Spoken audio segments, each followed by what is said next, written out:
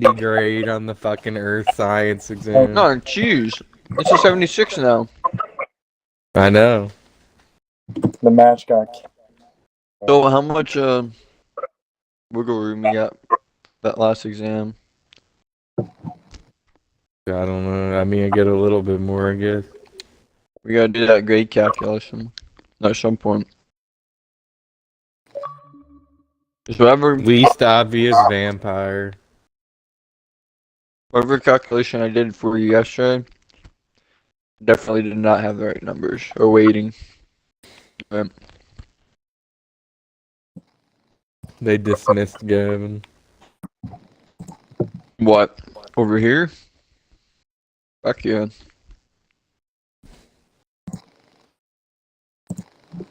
They dismissed me for having a clone of Weston. Weston? Weston up? Oh.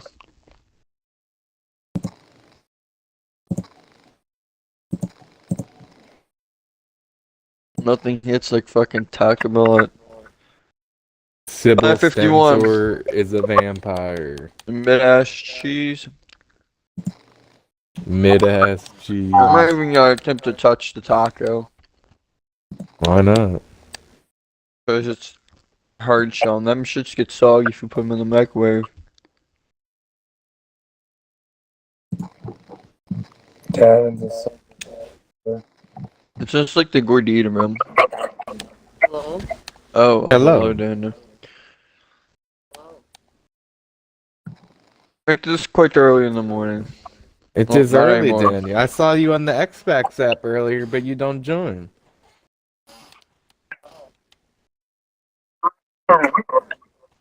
Me and Gavin were here. We were waiting for your arrival. We were playing The Shingle prophet's child.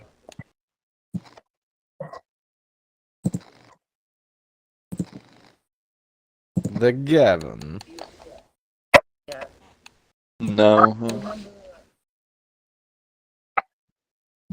I love What? Shrek. I don't think I've watched that shit in decades. Get I think out everybody of my knows Shrek. swamp. I just haven't watched it in decades.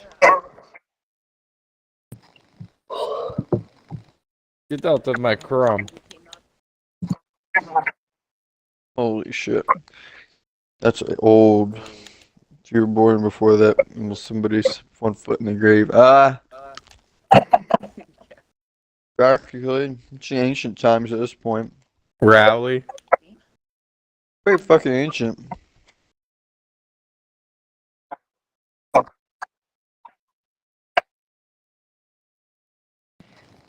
I don't even know if I fully got through a Shrek movie. I'm gonna be completely honest with you. Whoa. Wait, you got You through Shrek? poser. Ethan? Fuck yeah, I just told you, I didn't claim to be a Shrek fan. Like, I don't know dick about Shrek. I don't claim to be a Shrek fan. Wait, you watch Shrek? Yeah, I Everybody love knows Donkey. What is that fucking... Who's that one black guy? Donkey's a good guy. Who's that black guy? What's his name? Oh yeah, him. The black Who guy. voiced Shrek? Somebody big voiced Shrek.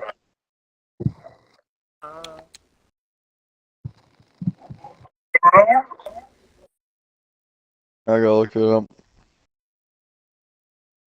Mike Myers, are you shitting me? Austin Powers himself. Oh boy. No, he wasn't Austin Powers, I'm just joking. No, he is Austin Powers, he just got baited hard. I ain't no nigga know that shit. You just got jittered. He's a famous actor. I know who Cameron Diaz is. Oh? No. Yeah. But the singer from took a- Aerosmith, whenever she was 18, she's what's her name? Steven Tyler's daughter. You're a big Aerosmith enjoyer? Liv Tyler is a big actress, actually. What the? Alright. Well, anyway, big. No, I do. The bad boys from Boston. There you go. Yeah, Oh, they're come here, white dog. Anyways, Liv Tyler's a really big actress, which is Steven Tyler's daughter. And Steven Tyler's daughter was friends with there's a lot of girls named Cameron. Not uncommon. But anyways, Liv, whatever the fuck her name was, friends with Cameron Diaz. They were both rising actresses at the time. I think they were like 16 or 17-ish.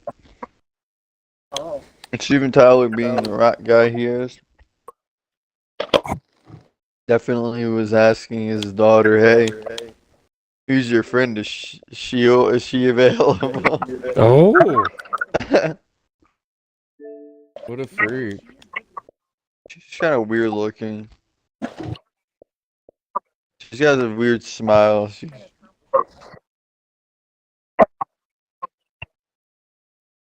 What are you fucking watching Bad Teacher? This guy's watching Bad Teacher, bruh.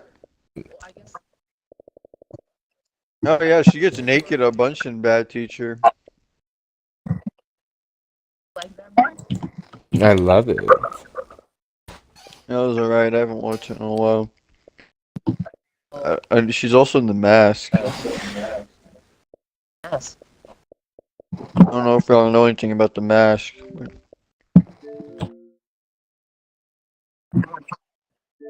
No, No. it was. I was going. Yeah, I did not know another. Charlie's Angels, she's in too. I don't know what the fuck that Charlie is. Yerk. Jesus, Cameron Diaz is in a lot of fucking fiend movies. What happens in Vegas? Sex tape. There's something about Mary. Yeah, she's in a lot of fucking. The other woman, dude. Why is she all in these like Ethan's favorite scandalous movies, bro? What the fuck are we doing here?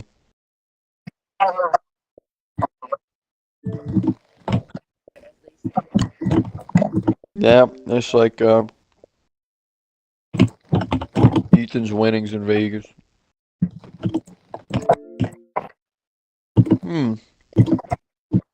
Well,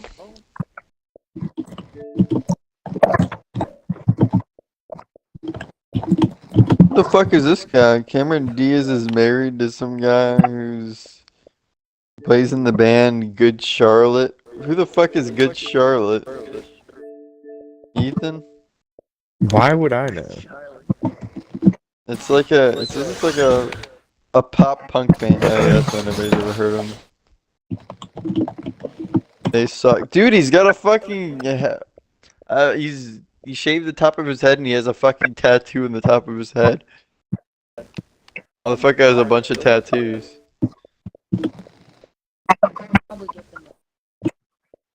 No, he's no. Are you kidding me? He's not getting them motherfuckers removed.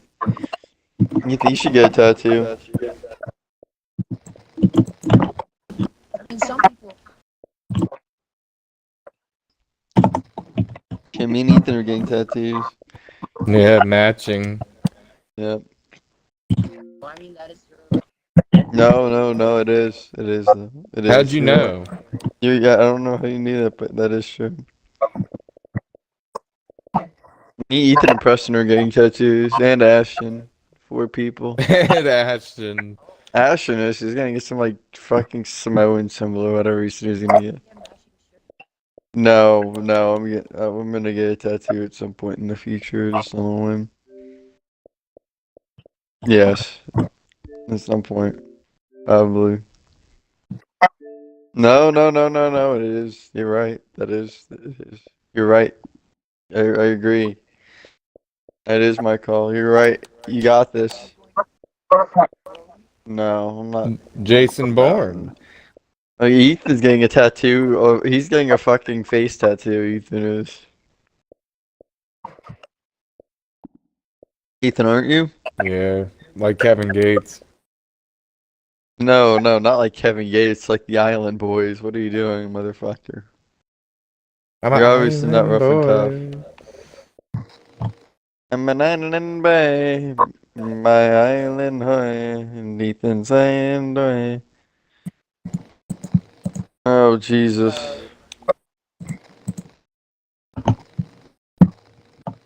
I procrastinated doing that. I didn't have time to really do the video, so I have to record that shit before 11:59 tonight. Bruh. What? Dude, dude, today was a busy day, so like I had to actually do shit, a ton of shit today. Bullshit. This year again? What, today? Nigga, I just had meetings and recruiting stuff, so it wasn't too much. The recruiting thing is confidential. I'm not supposed to talk about the recruiting stuff too it's much. confidential. It's confidential unless you're also like, unless you happen to be a sophomore and you also got invited. Well, Ethan doesn't really know. So, I mean, unless you are an invited sophomore, I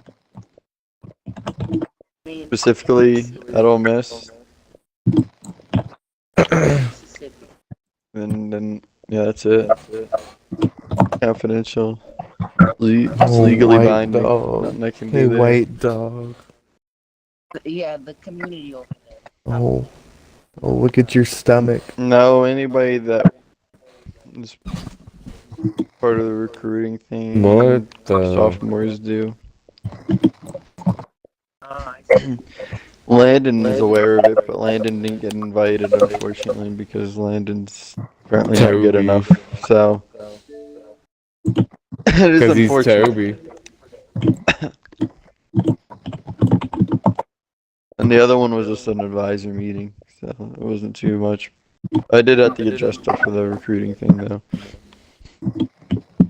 Oh yeah? Yeah, it was interesting. It was very interesting. It was interesting. I got to talk to some very interesting people. Interesting sophomores, helping them out with questions. You were like their mentor. Yeah, kinda. Actually, yeah, no, Right. definitely. To an extent, there was a bunch of other like seniors and stuff there, some other professionals there, so interesting stuff. Yeah, it sounds like it. Yeah, it was some good food and stuff there. Good stuff. Yeah, it was good food and all that good stuff. So, Sounds nice. no, it wasn't nice. So, yeah. Hear thee, hear thee. Sure. Ethan said he's also getting on, by the way, so. No, no. Ethan, join. What are you doing? Anything yet. Ethan, join, buddy. This is out of my time frame. Well, Daniel, apparently it was out of Ethan's time frame. He's not getting on, unfortunately. Right? I mean, No, this. I don't think it is. It's up to the white dog. it's his right. No, it's not his right. Hey, you gotta tell him, Ethan, you have to get on. You don't have a choice. What the I know fuck? about Marlon Brando. What? Brandon? No, Ethan doesn't know Jason Brody. I don't.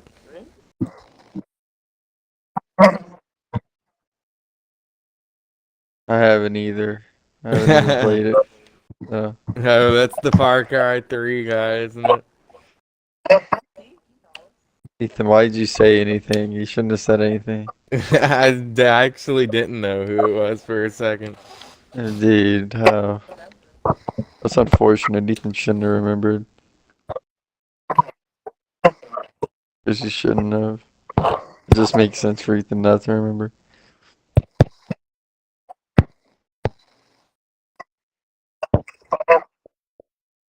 Yeah. Yeah, he's got amnesia. They call me the gold dick. What the fuck? Make any sense, motherfucker? What are we talking about? What? The gold dick? Yeah. Like the goldfish.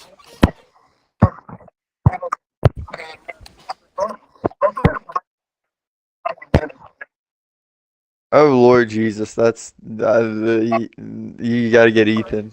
You gotta get Ethan. Ethan's gotta get What? on. He's talking about Gorod, Ethan. He wants you to get on. No, I don't. Actually, that's unfortunate. I just don't. Yeah, go ahead. Yeah, go ahead. I don't think I Daniel remember. auto lock. Oh, I don't think I knew that.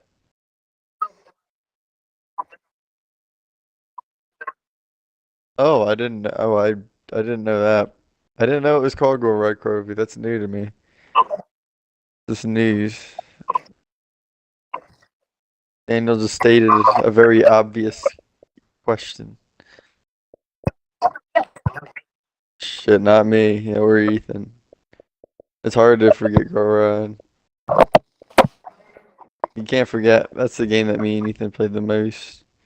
It's impossible to forget. The Impossible Whopper. Yeah, we're smoking. You're a big fan of the Impossible Whopper? Yeah, Ethan said he wants to go fight Nikolai. That's what he said he wanted to do. Yes. It's We're made out of onion Presbyterians. spunk. Ethan, are you Presbyterian? I wish. Maybe if I was Samoan. I can't wait to get a tattoo of Ashton, bro. It's gonna be fun. A tattoo of Ashton. Me and Ashton are gonna get. You know the Me- picture that me- Fallon took of Ashton? I'll get that tattooed on my back. No, that's fucked up. Hold up, do you have that picture? What? Say The fuck AI did to make you this a tattoo. I have no clue what you just said. No, I don't think anybody knows what that is. Nope.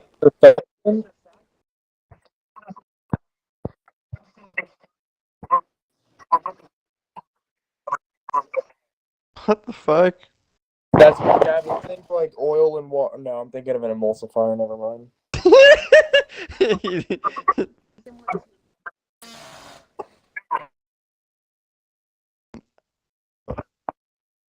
A substance. What does that mean? Like a What are we methamphetamine? talking about? I'm so confused on the definition.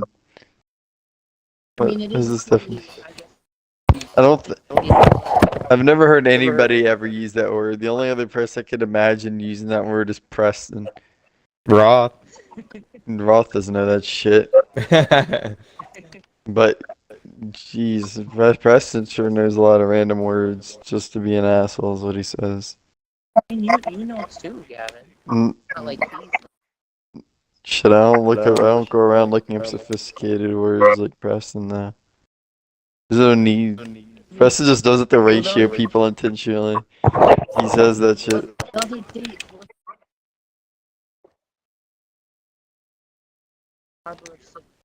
What? The fuck? Dan, what the fuck are you talking about? I don't know what that is. You were Barber talking of about that. Seville. You were talking about that. I don't think anybody else was talking about that. I think that was just you. You look at your picture. real quick. That's Certainly wasn't fucking me. It's a good tattoo. Hey, Jigs, you know the Ashton picture that Ethan's talking about? Wait, what? The Ashton picture that Ethan's talking about that Fallon took? No, what are you talking about? Oh, hold up, you gotta see it. Hold up. Like a picture bad? Not a good picture. Yeah, it's a really fucking bad picture. It's probably the worst picture I think I've ever seen of Ashton. Yeah, the one with the filter, bro. Yeah, they did him bad as fuck. Dude, no, I'm gonna get that tattoo as well. It's such a good picture. That shit in Weston singing. What? What are you saying, Gavin? The Ashton tattoo? It's a picture of Ashton. doing. It's a picture of Ashton. Yeah, it's just a picture of Ashton. Yeah, but that thing. Yeah, but That is you'd have to very understand. tattooed. Yeah, you'd have to understand the lore behind the picture, though. There's no lore behind it. It's just. Well, I mean, I will not understand unless you show me. Oh yeah. Oh, It's such a good picture, dude. It's such a good picture. proud there. He looks retarded there. You have to lash. He looks like a Daniel thinks you're like spud. proud there. Oh, that's funny. Oh. Yeah, he's accomplished a lot in his life, Ashton has, as we can currently see. Unfortunately. Well, obviously. I just sent Ashton the picture of himself again, Ethan. I'll wake up to that. He's gonna wake up to that. Dude, no, the full picture is horrible. I don't even think I have it anymore. The full picture was great. I think. Yeah, because it was Ashton and his sisters. His greatness had to be fucking seen. Dude, no, they all looked fucking creepy on there, though. I'm not gonna lie. They're all a bit weird.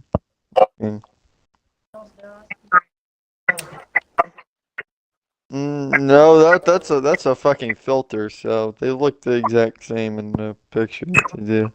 Like I can't tell the difference between Ashton in real life and the picture of Ashton. Oh Jesus!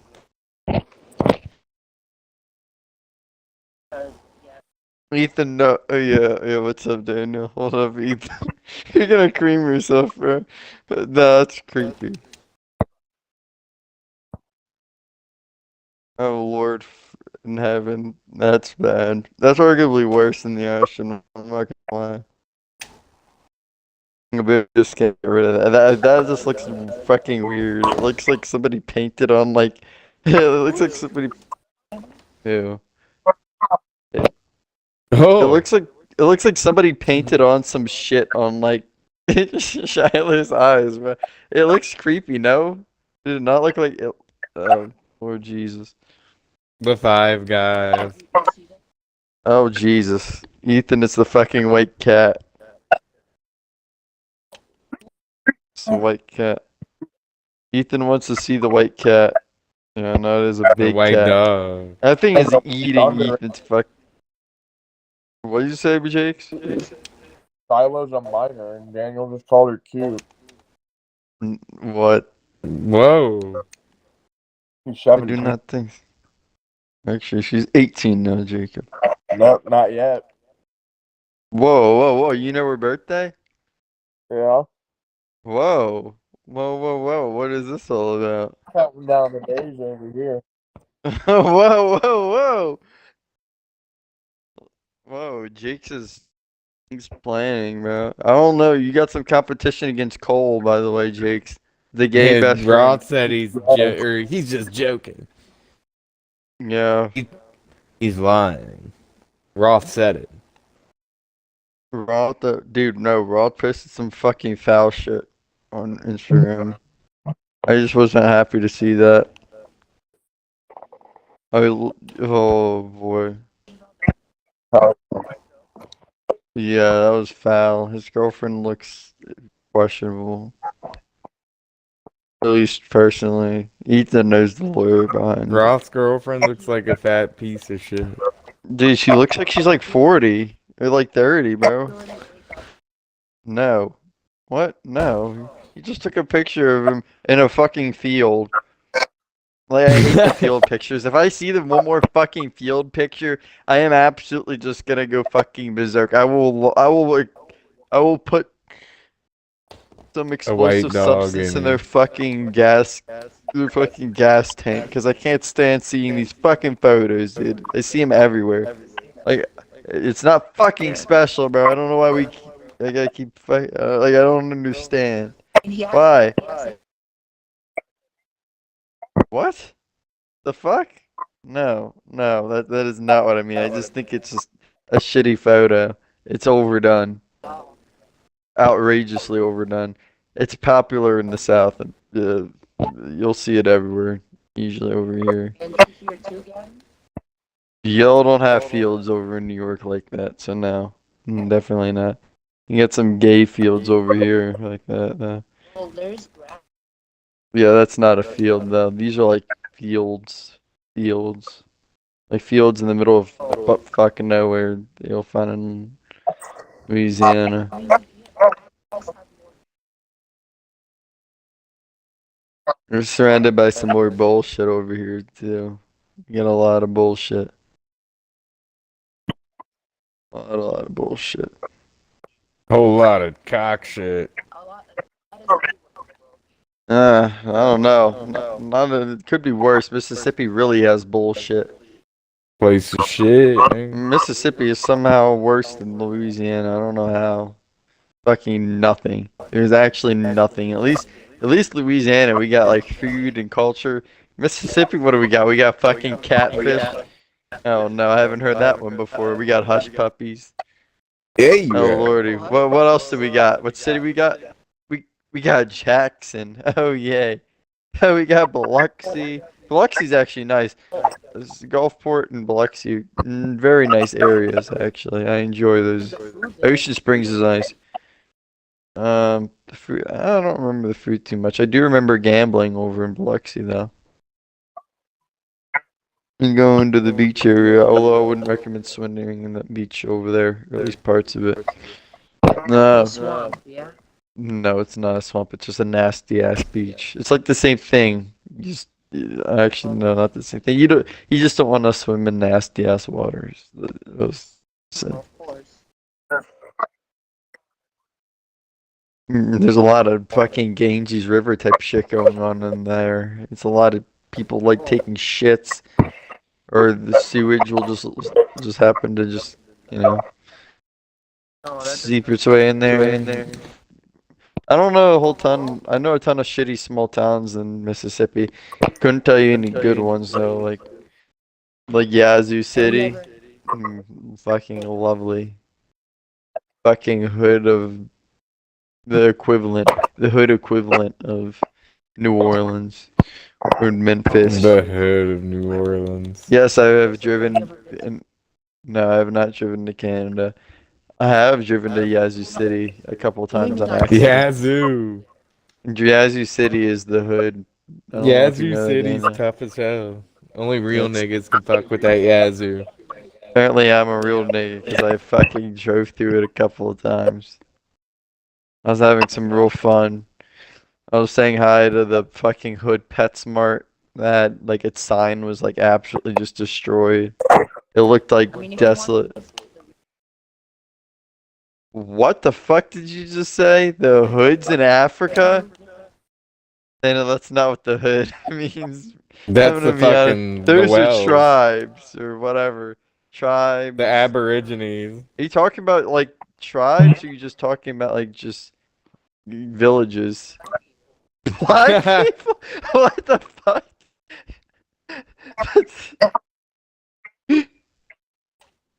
That's not what the hood. I have no clue where that came from. That was funny. No. The hoods over here is just an area of a bunch of poor people or broke people that happen to be in gangs, some sort of just bad affiliations. They're in like really shitty areas. Usually like really shitty areas, just low income type of individuals that like welfare. And they just grow up that way. Some people that they just grow up that way and they're like that's who they're surrounded by, so that's kind of what they're gonna act like. The hoods and the projects. I love me some projects. Oh, Ethan, speaking of that, did you see that they're shutting down like the Six Flags over here, whatever that place was called in New Thought Orleans? it's been shut down. No, they're destroying it. It's getting Makes sense. demolished. It's been 'cause they're abandoned like- for a while. Yeah, they're like, because they were gonna do something with it apparently. Like, they kept saying they were, but at this point they didn't want to keep paying for security, and it was just kind of there, and they're like, we're just gonna demolish it. I can't blame them. That's literally New Orleans East. That's the you're gonna get fucking shot if you go over there. Maybe. I don't know. I haven't. You don't have a choice. You kind of have to go through New Orleans East occasionally, depending on where you're going. You don't have to, but I mean, I've gone a couple of times. I mean, New Orleans East is definitely, it's a very well-known area. You're not guaranteed to get shot, but it's the most dangerous part of New Orleans for sure. That and Ninth Ward.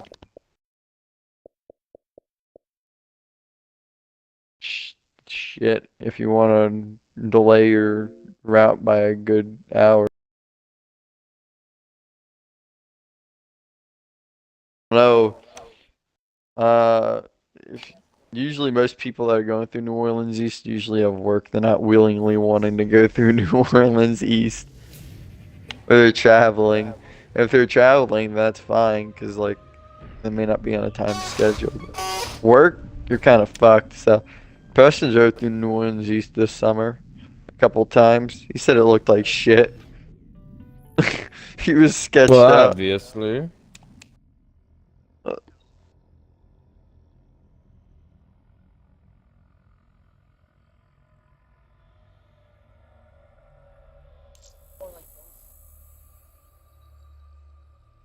I don't know. I don't know. Yes. I haven't been to Connecticut in years, so I couldn't tell you. But Louisiana's structure and appearance is very. I don't even know how you can describe it. Each area of Louisiana looks different. Wow. No, not different. Most of the areas in Louisiana are kind of. I don't know, Ethan. What would you say? Because we got a lot of small towns. I don't know. I would say You gotta a ask the lot, groundwater. like. Hmm. There's a lot of small towns that look like shit. I couldn't tell you. It's hard to gauge like what a whole state looks like because most of the time the appearance is gonna be different in a lot of cities. Maybe not Mississippi. A lot of the appearances in Mississippi, Mississippi just kind of a lot of areas kind of look the same. We live in the rich area of Louisiana, so we don't we don't know what the. I mean. So comparatively, everywhere else in Louisiana looks like shit, which is true. Shit, I don't know. There's not a whole lot of redeeming areas in Louisiana. I'm gonna Unless be you move to completely honest. Borneo. The fuck is Borneo? The Borneo jungle. Yeah. No way that's in Louisiana. The Ethan's bullshit It's hard, in bro. fucking. I don't even know, bro. Ethan, I think Jake's was. I think he was dying. By the way, Probably. he did not seem like he was in a good mood. But he cannot sleep apparently. Well, it happens occasionally. Yes. People just cannot sleep. Insomniacs, right? I don't know. Yeah. He usually could sleep. I'm not sure what's up with them. I'm not gonna lie to you though, Ethan. That wasn't that was a bit concerning when he said he wasn't showing up to that class, but that's not good. Oh yeah, he's fried. Nigga, you said he was fried. I didn't know that's what you meant by that. Like, dude, how the fuck? He's not showing up to class, and that, I understand why the group kicked him out, because Preston did the same shit too. Not that he got kicked out, he kicked out a dude for not showing up. That dude Yeah. Olay, he kicked his ass out. He just talked to the professor and got him kicked out, bro. Like, you I can't. think he did the right. Preston kicking out Olay? Yeah, that dude was a fucking moron. He was actually, he was actually a moron, like, It genuinely. was mentally. Actually, he had, like, some brain damage from a car accident. So, a little bit. He was very forgetful and was just kind of. He wasn't, like, he was retarded or anything. He did have brain damage. No, he wasn't seeing motherfuckers. He definitely was high on God knows what substance, though. He definitely was high on shrooms a couple times. And maybe acid, I think, or some shit. Olay was an interesting guy. Preston said he was actually okay outside of, work. or projects, being in this group. But I'm not sure, Ethan. Is this the only class that Jake's is pride in, or is it like all of them? I'm just curious now because I Oh, think he. What do you mean all of them? He's just not going to class at all? fuck no. What the fuck, nigga? You didn't. You told me it was just slacky. You didn't tell me he wasn't going to class. The Shit, I fuck? didn't know either. When did you find out, I don't know. bro? What the fuck? This dude. No, that is fucked though. Yeah, that's not good. Hopefully he doesn't go down the same route that Ashton went, failing out. Ashton. Yeah, but that's not good though. I'm not trying to hope on people's downfalls over here like Weston. Actually, Weston, I'm not hoping on Weston's downfall. I'm hoping for a up, Weston does something, but I already know it's not gonna happen. We've accepted that very long ago. We've accepted that Weston's fucked long ago. We've know for that's crazy, because you don't know if people are gonna be. You don't know how people turn out, at least college wise, which is weird. Not necessarily turn out, but it's at least college because you got more freedom. Anything can really realistically happen. So I guess That is the way. yeah, but it's not always a good thing. Like some people stay on task in college, and some people just play fucking flappy shits.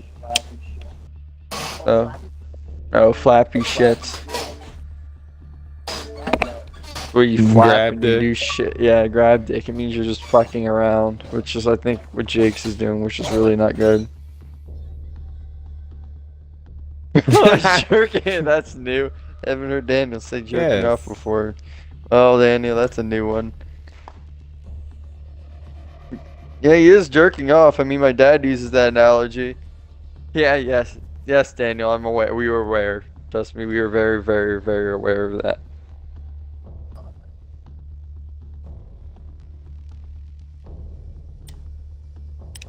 No, no, no. I think everybody knows what that means. Like, ever. So I appreciate the clarification, but we use that term very frequently, relatively, especially my dad. So and he's like, Ethan's just playing yank shit. Yeah, well, just based on the way that we talk, or me and Ethan talk, that's just part of our humor vocabulary. Oh no, I know that, but that's just based on the way me and Ethan talk. That's just how it is. But this is true.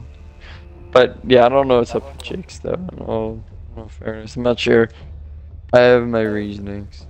Ethan, you gotta get his ass in shape, bro, because he was telling you the exact same thing, yeah, like at one point, bro. Like you gotta do something.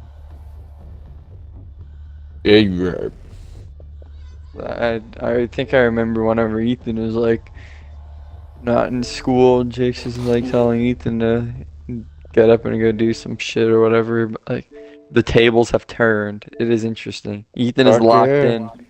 That's insane. It's not insane, but it's just insane because I just didn't think that would happen to Jake's, bro. Well, it's just in general, like you just don't want people to like. Oh, what? You gotta restart your game, by the way, Daniel. It's an older version.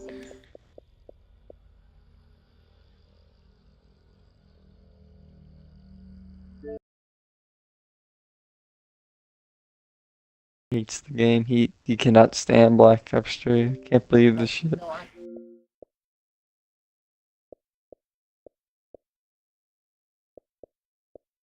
Yes. Ethan remembers too. He remembers never not getting this game until later, in 2016, when Zetsubo or Gorod was a thing. Zetsubo. Whatever Citadel was a map.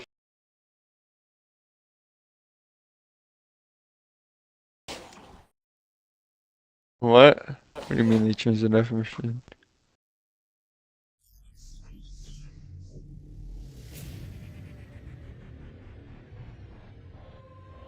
I think she had it. Now, a little bit more reasons. That, you know,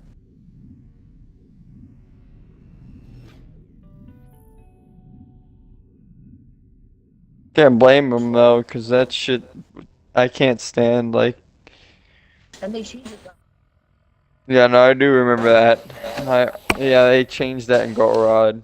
I don't know, I couldn't even tell you, but I do remember that was an event in Gorod, and they just never changed it, cause I guess they thought it flowed better. Which, to be fair, it does. I do appreciate that. Fuck no. I want to pay 500 points? At the start of a game, basically coughing up your whole fucking point thing. It's Yeah, but if you get a purple, that's something. Yeah, it's worth it, but then you're down 500 points if you don't get a perkaholic. So, I'll be back. I'm gonna go throw away my shit. My game is loading them.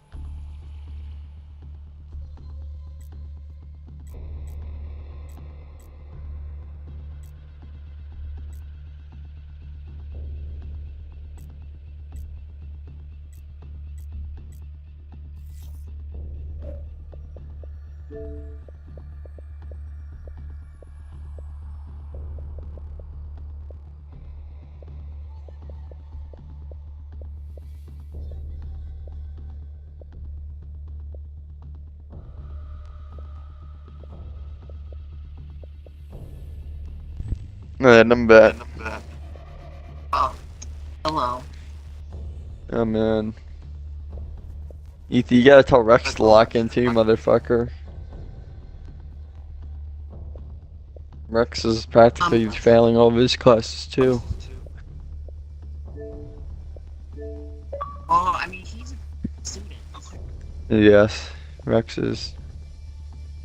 Actually, Rex is doing pretty decent. He's doing good, actually.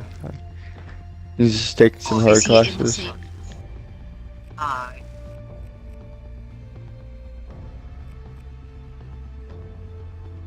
Not even close. Oh, Nobody I went to high school with her goes to the same university. Landon does.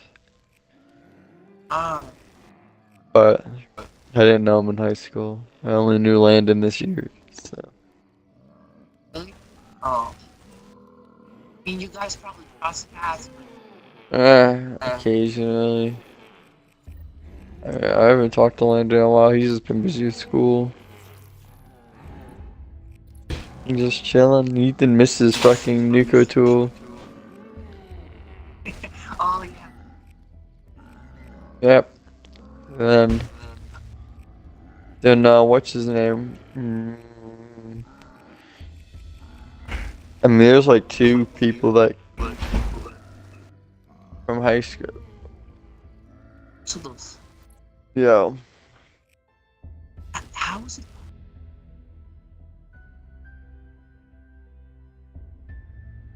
You just gotta stay in the spawn room or some shit.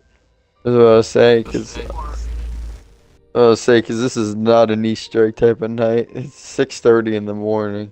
So like, no, I didn't forget the steps. Oh, ho, I ho. know.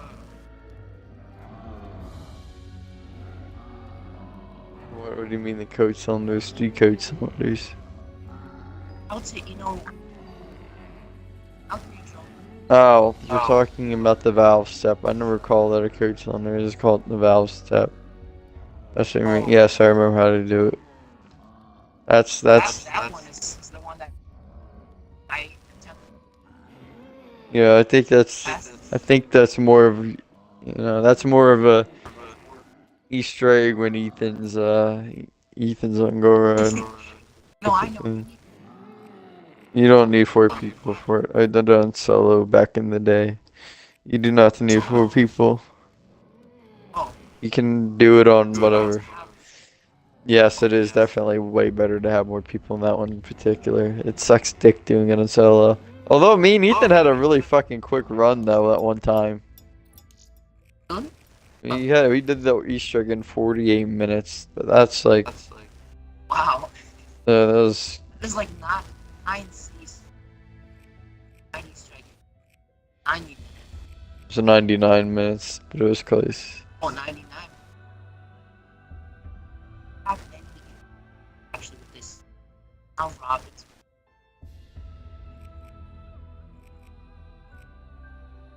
That would be.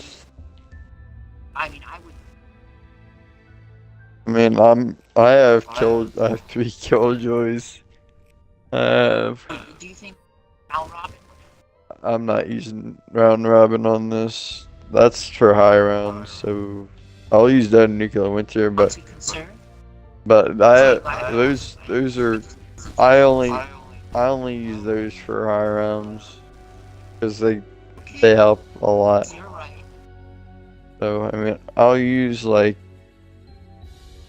It's just something that will help us. I don't know if it may count. I don't know if it does count, but it's Oh, well, that is a. I don't know if it counts, but I do. I mean, I don't know how quickly you have to do all of them, but I had any.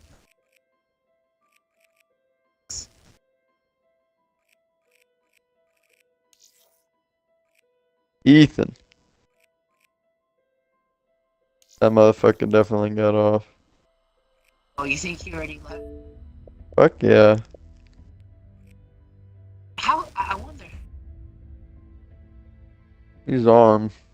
He just paused his shit. Puts his console on and just lets the off automatic. Yep, you got it. That's it. I'm not sure that. Oh. It is the way. Are you ready, Gavin?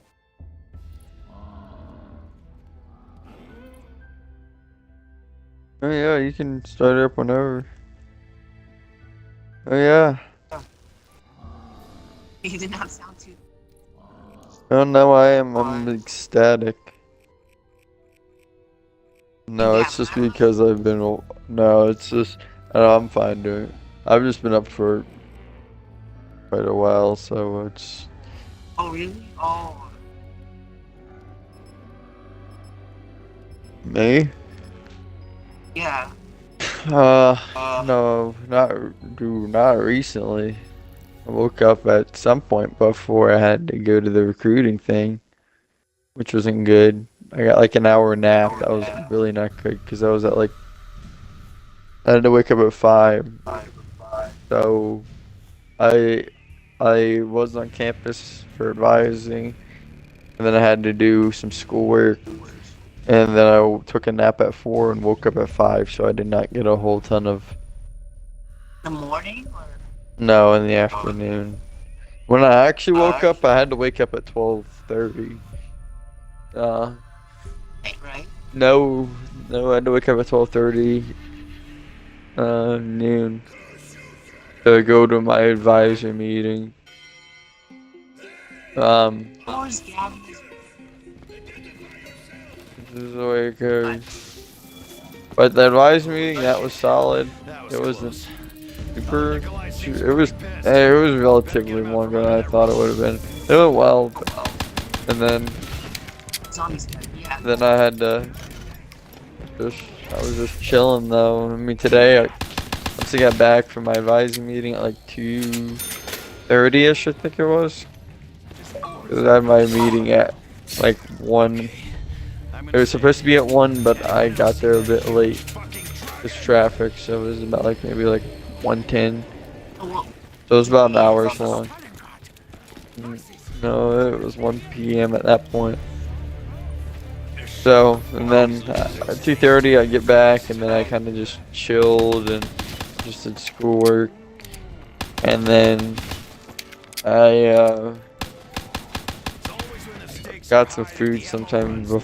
Actually, after my meeting, I got some food, which was just Taco Bell. It wasn't good. Taco Bell today was horrible, so it was just close. So it was like eh. Like Sonic over here is ass too. It's just I don't know. Some Taco Bell over here is super inconsistent. It's just not great. I don't know why. It's just not good over here. It's super. It's just the way it is for some weird reason. It is not appetizing. It just isn't good. The beef just always tastes a bit like it's more chewy. It just kind of feels like it's been there for at least an extra day or two. Like they didn't like put new beef in it. Yeah, I just don't think it's fresh. So it certainly feels that way. So, but after that, I would come back. I went back home into my apartment and just after my schoolwork, I went to bed around like 4ish, and then woke up at 5 to go get ready for the recruiting thing. And I had to get like dressed for that, and so, like in a suit and whatever. So no tie. Yeah, I have a bunch of suits. I was wearing a blue suit, so it's a solid blue suit. I wasn't wearing a tie though. It was more business casual. We're not supposed. I was like, Shit. I prefer to, but if it's business casual, it's frowned upon to wear a tie usually.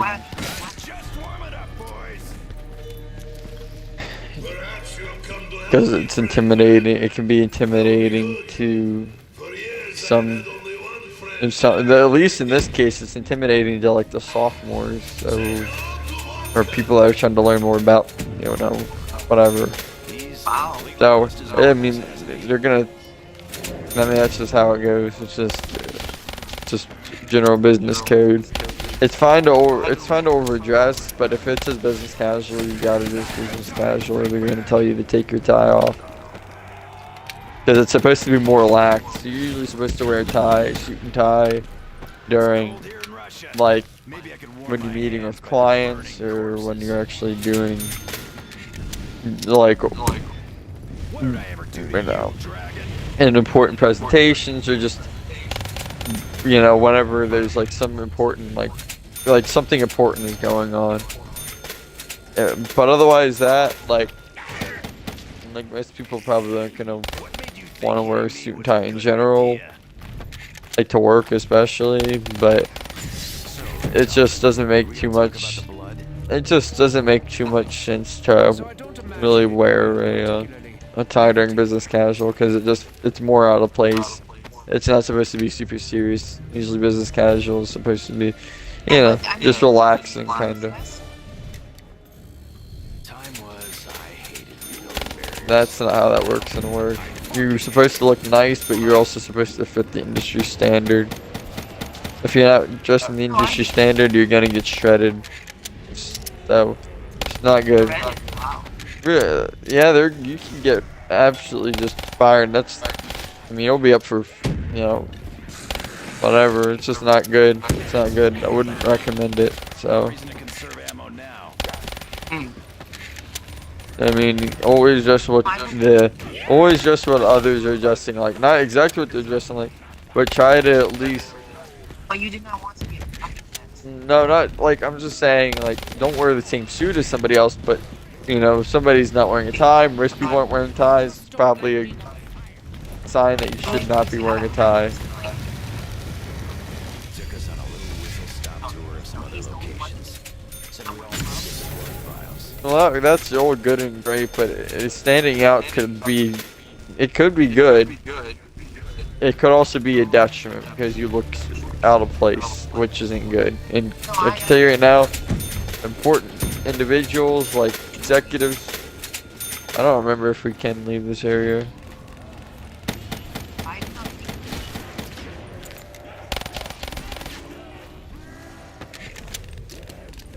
Oh, maybe. I'm by the door then. Yeah. I feel like running around.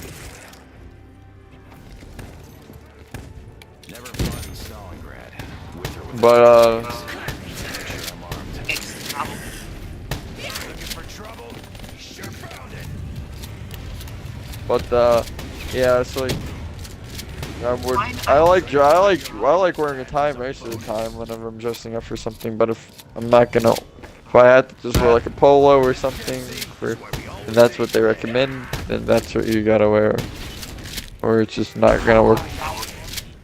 Anything like that, yeah, it's not gonna work out for you if you don't. So.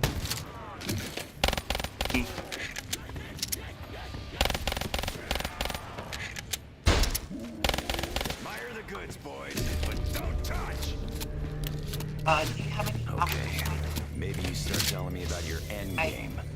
Specifically, Evidence to kill, our souls rattling around in the summoning key.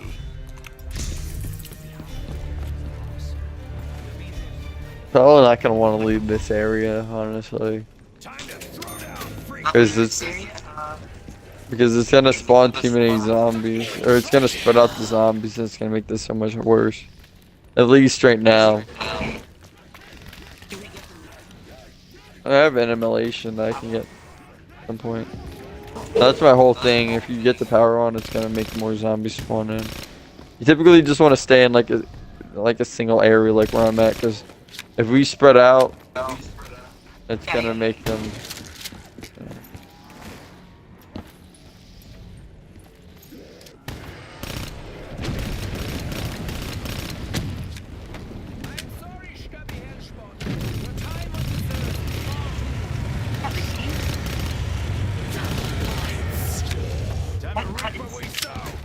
I don't know. I do not know. Maybe it is because I am part German, so I have partially German, so it just makes sense. And you were on the Russian side, so Germans do not like Russians.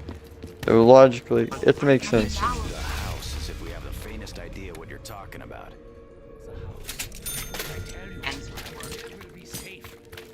Kinda. At some point, yeah.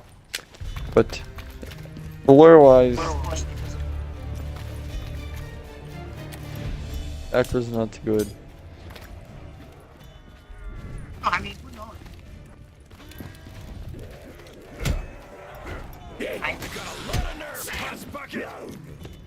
Shit, I don't know. Some of my family, my mom's side at least, a lot of them are from Germany.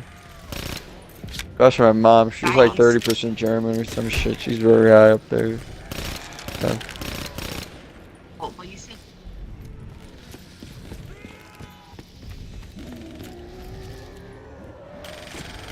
I don't know about that. I knew they were Jewish. Oh, I mean, there can be. Tell me something and give me a straight answer, or I swear I'm gonna. What time are we supposed to hit? Whose idea was this plan of yours? You know, I really don't know. Round 20? Yeah, but what about the other ones? Because we had to obviously get the other melees. I feel like we should have gotten another one by now. Well, no, I think it is happening. So what time? I don't know. I haven't done this in a decade. Well, I mean. Maggot-infested fingers off me! I had to let it. Skip this round.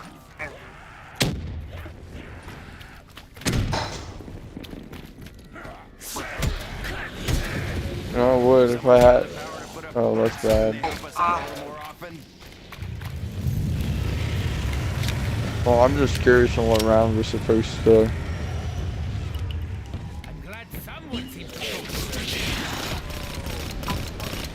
Well, no, round 20, I know that, but you're supposed to get more melee weapons before that. I don't remember what the time is. Oh, it's under 13 minutes. Interesting. Alright.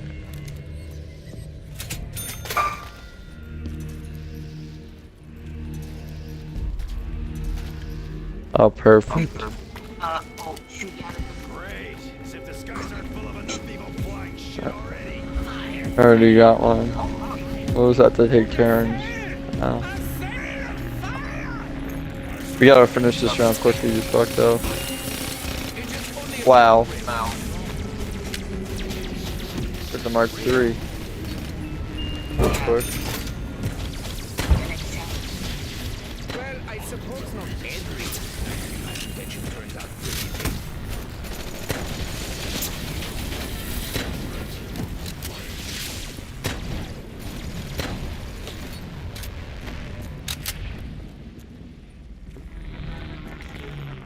I don't know the last one's that. When is it there?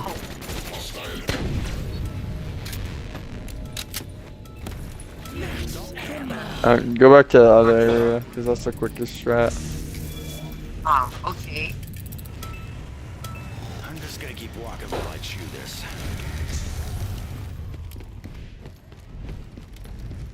Back to the station.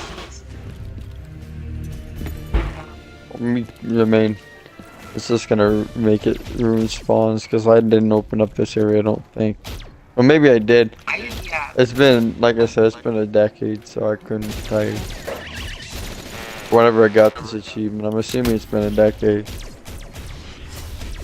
Yeah.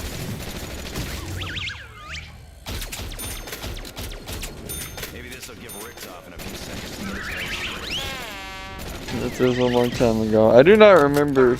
I do remember playing this map when it came out, and I remember trying to do Easter with a couple of people back in the day. Like, one of them's name was not initially. Oh, shoot. Originally did this Easter egg with a dude named Colby, I think Colby, Drew, and Alex. Those are 3 days. Don't really know any of them. Kinda. It was more so just through mutual friends. Oh. Brandon, it was on Brandon's side. Kinda. Inside, yeah. They're all from kind of Brandon's side. It was more so with Brandon and his cousin. Oh. So you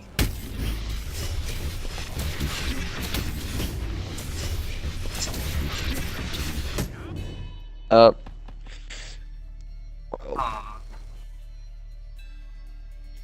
Oh. How did you get? I'm fine to do whatever. It doesn't matter to me too much. I'm fine doing whatever, honestly. Yeah. Nice set. I have the same attitude. Except for like Easter eggs, that's probably a no-go tonight. I know. And it's more of a weekend thing. Pressing it's on, so. Yes. Yes, and if he...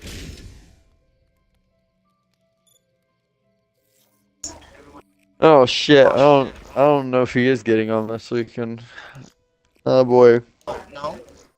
his Xbox Live ran out. I'm not sure if he's gonna get it back until he gets his tax refund. So. Because he could ask my mom, but he does not want to ask my mom. He could. He absolutely could. I don't know if he will. I just told him just pay my mom back after. He doesn't need to, but obviously, but you know, he doesn't want to ask for the money. It's like, yeah. I understand that. No. Of course, this...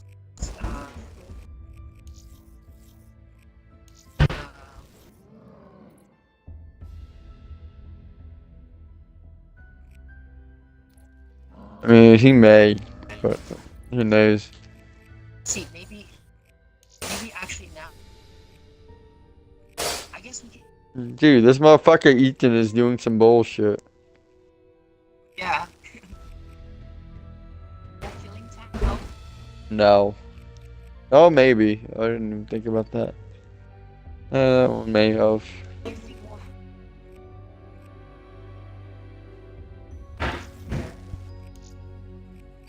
I'm trying to make sure.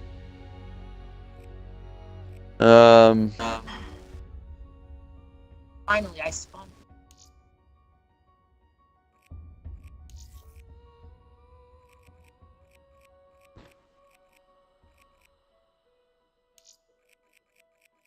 Isn't that old son? I genuinely don't remember.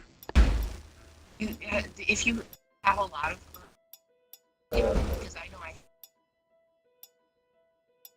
I have like 9, so I don't have a ton. I'd only get 1 at most. So you got 90.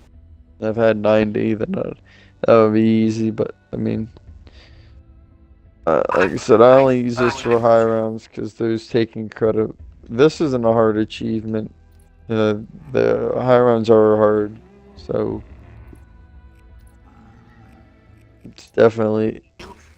It is different. Should one of us have a perfect multi? Maybe that's why I equipped it on the house. We're gonna see, and if you want to look up how to do this thing, you can go do that because I don't remember if we can get power on.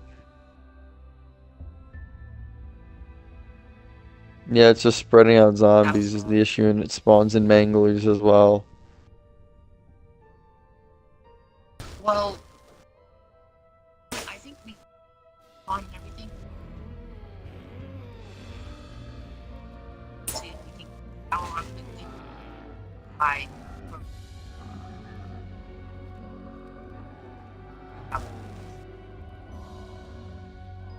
Big unwatched. Pass. Yeah, I guess it's just true.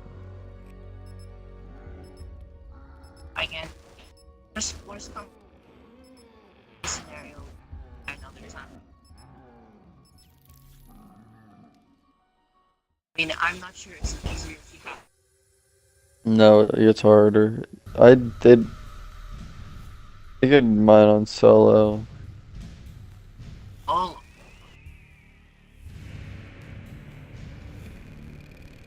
Patience has a similar thing, but I'm not sure. I don't think so. But solo is the easiest you can do this one on. But yes, I am. Solo is the easiest way to do this achievement. I did most of my regular achievements on solo. It was just easier. Or at least that's usually what I think. It's just less zombies and like.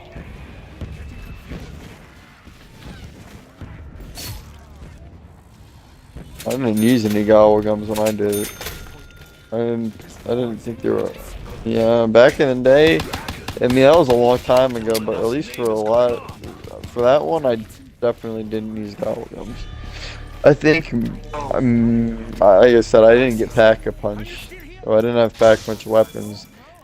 I may have opened up the map. I'm not really sure what I did, but there's a potential that I may have opened up a bit of the map to get perks, actually. But no, I mean, it wasn't that bad. It wasn't like, even in general, like that's just how I did most of my achievements, was just in solo.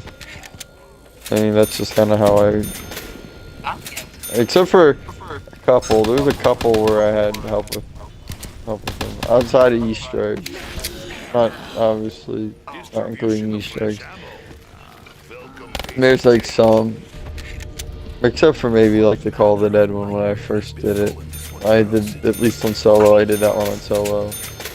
Some of you have to do on co-op, and I usually just did them with my.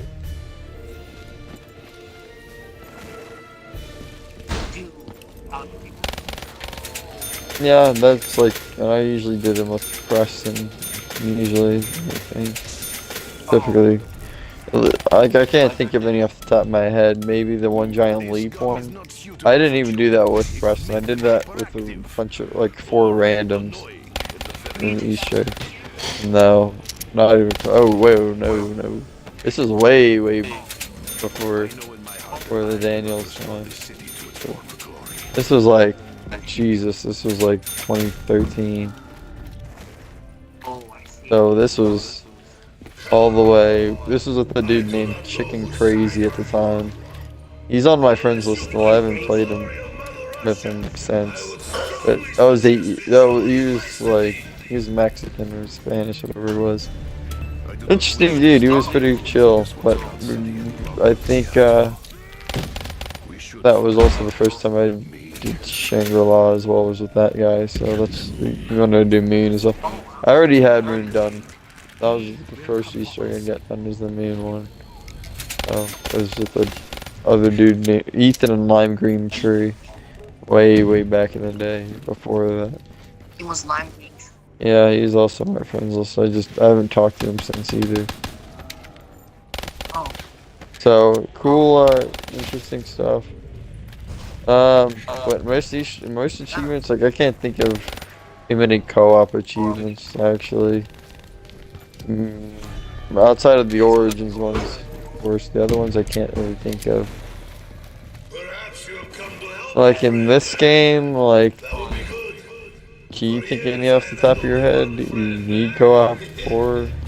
Maybe the reviving one for Ragnaroks, I guess.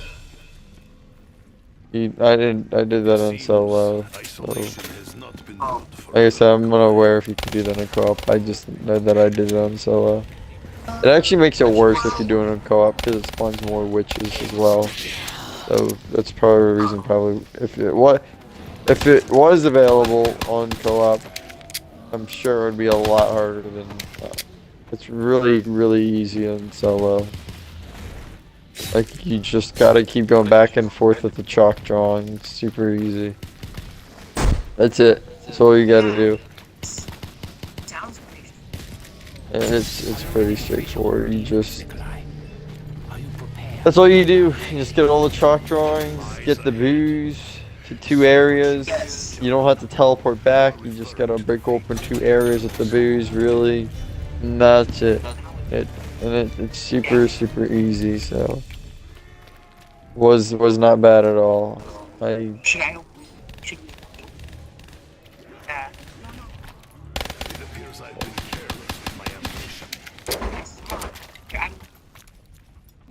Perhaps I could get better flavor. But like I don't know, I can't think of too many other achievements outside of the ones we gotta revive people.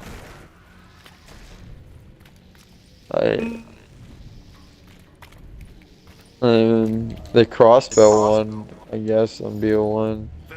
But the reviving one with the ballistic knife, and like I said, it's still just a reviving one, so really not too many. Most of them you can just get by yourself. There's some, but there's really not a ton co-op ones. Like, I can't think of half of the ones in co-op. Like,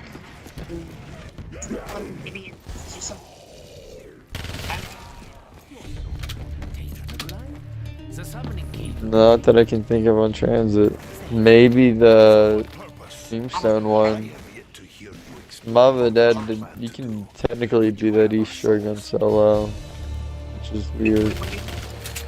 You can still do it on solo. How? How will you find? I don't know. That's a good question. I'm not sure. I've never done that Easter egg on solo. I just know you can do it on solo.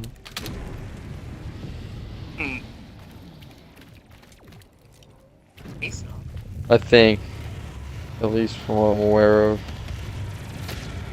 But it's not. I mean, it's not that. But otherwise, there's not. Like I said, there's really not a whole ton. The transit doesn't really have a ton outside the Tombstone one. Oh yeah. Die Rise doesn't have any. We call the. Black Ops 3, I don't think. I think it only has the Ragnarok one. Like, I can't think of anything else for that. Outside of just the Ragnarok achievement, I don't think you need any. I don't think there's really any co-op ones. Blood will flood these already bloodied So it's pretty very limited. In this game especially, I'm pretty sure there's like one achievement that you need like multiple people with actually. So yeah, they're not a ton. In this game I did most of them for sure in solo. This one is I think I definitely did this one in solo. It's just like I said, less zombies. The Zetsubo ones are for the most part. Maybe not. Oh well, yeah. I guess the Belly of the Beast one. That's another one. I forgot about the Thrasher. You kind of. Dude, what the fuck?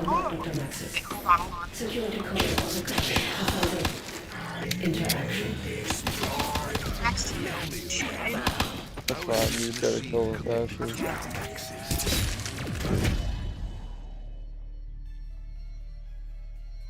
This isn't going well. Wow. I mean, I'm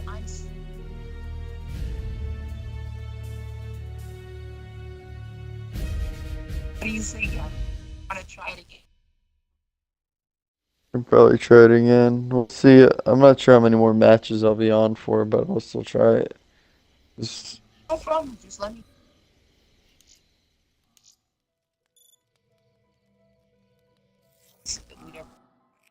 When did you wake up over there? That is a good question. Oh, asking, I.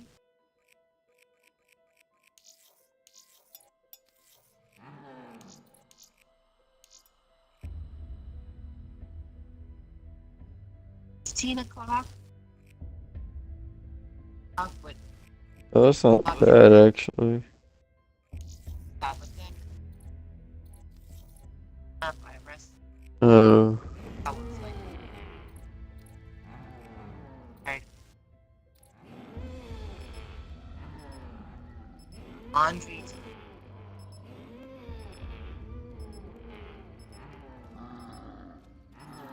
Got some other things.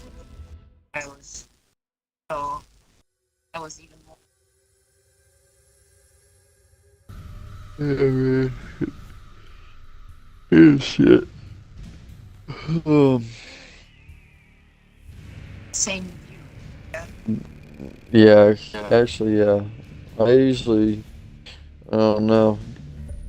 I try not to nap as much as I used to, because it messes up my sleep schedule really badly.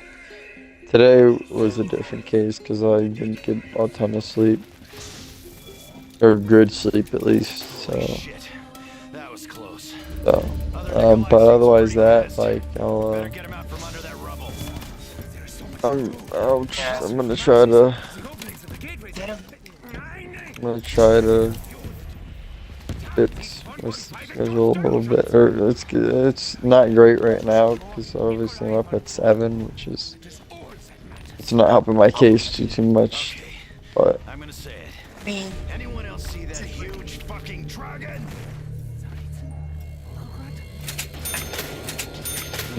Shit, I'm gonna have to fix it soon because I have work in a couple weeks, so gotta get fixed before then because I gotta wake up early for that. I thought this was a commie country. Why do we need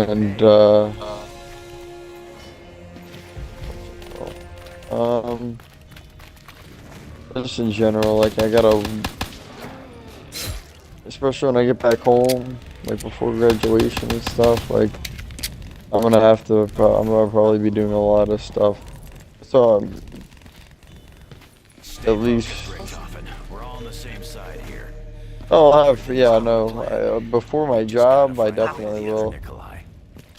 But it'll be fine. But I'm gonna stay up before then. For whenever I do have free time, it'll be fine. Because I won't really have to focus on school. But right now, I still have school, so yeah. I have a project due at 11:59 tonight. So I have to. I'm gonna have to anything? basically 12. And I'm gonna have Better to keep this set my in here. alarm Other Nikolai might be a bit of a probably handful. for like 4 or whatever to get some decent sleep. Maybe. And then I'm gonna have to do that project and submit it before then.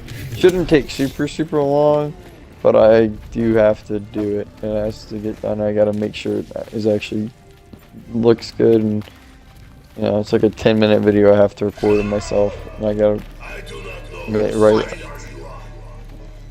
it's a presentation, a PowerPoint.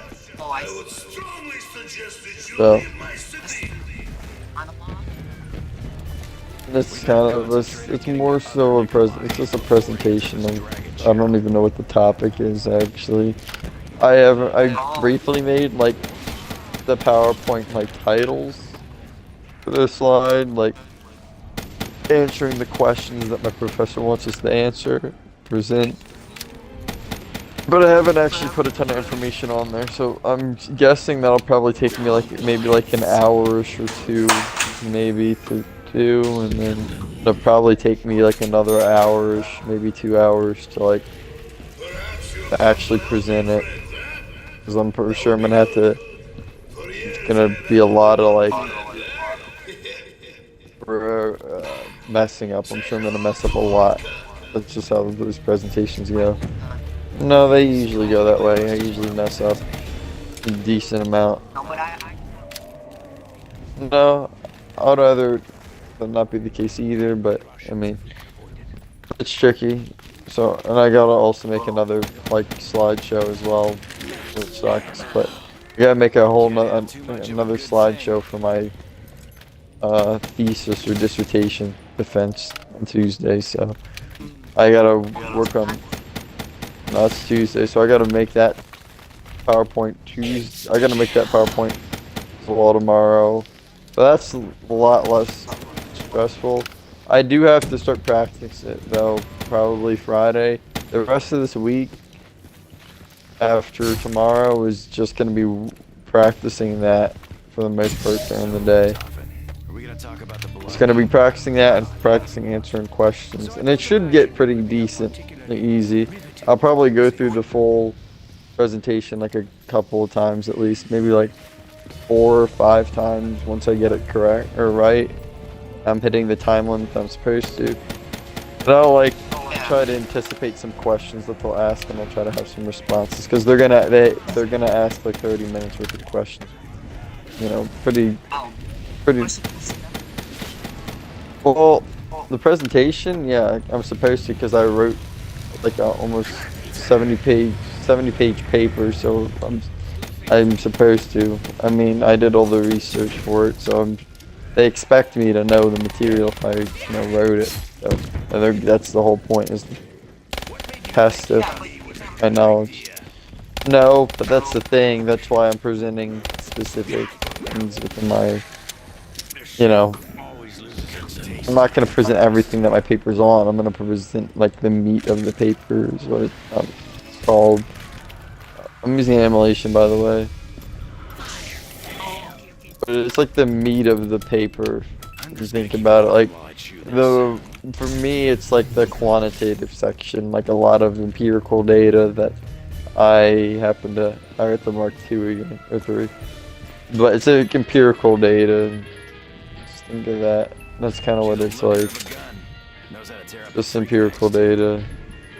Empirical data, and I have to explain why stuff happened and all that good stuff. And I gotta be organized. I kind of know what I know what I'm gonna say, but I want to have it organized and much more detailed.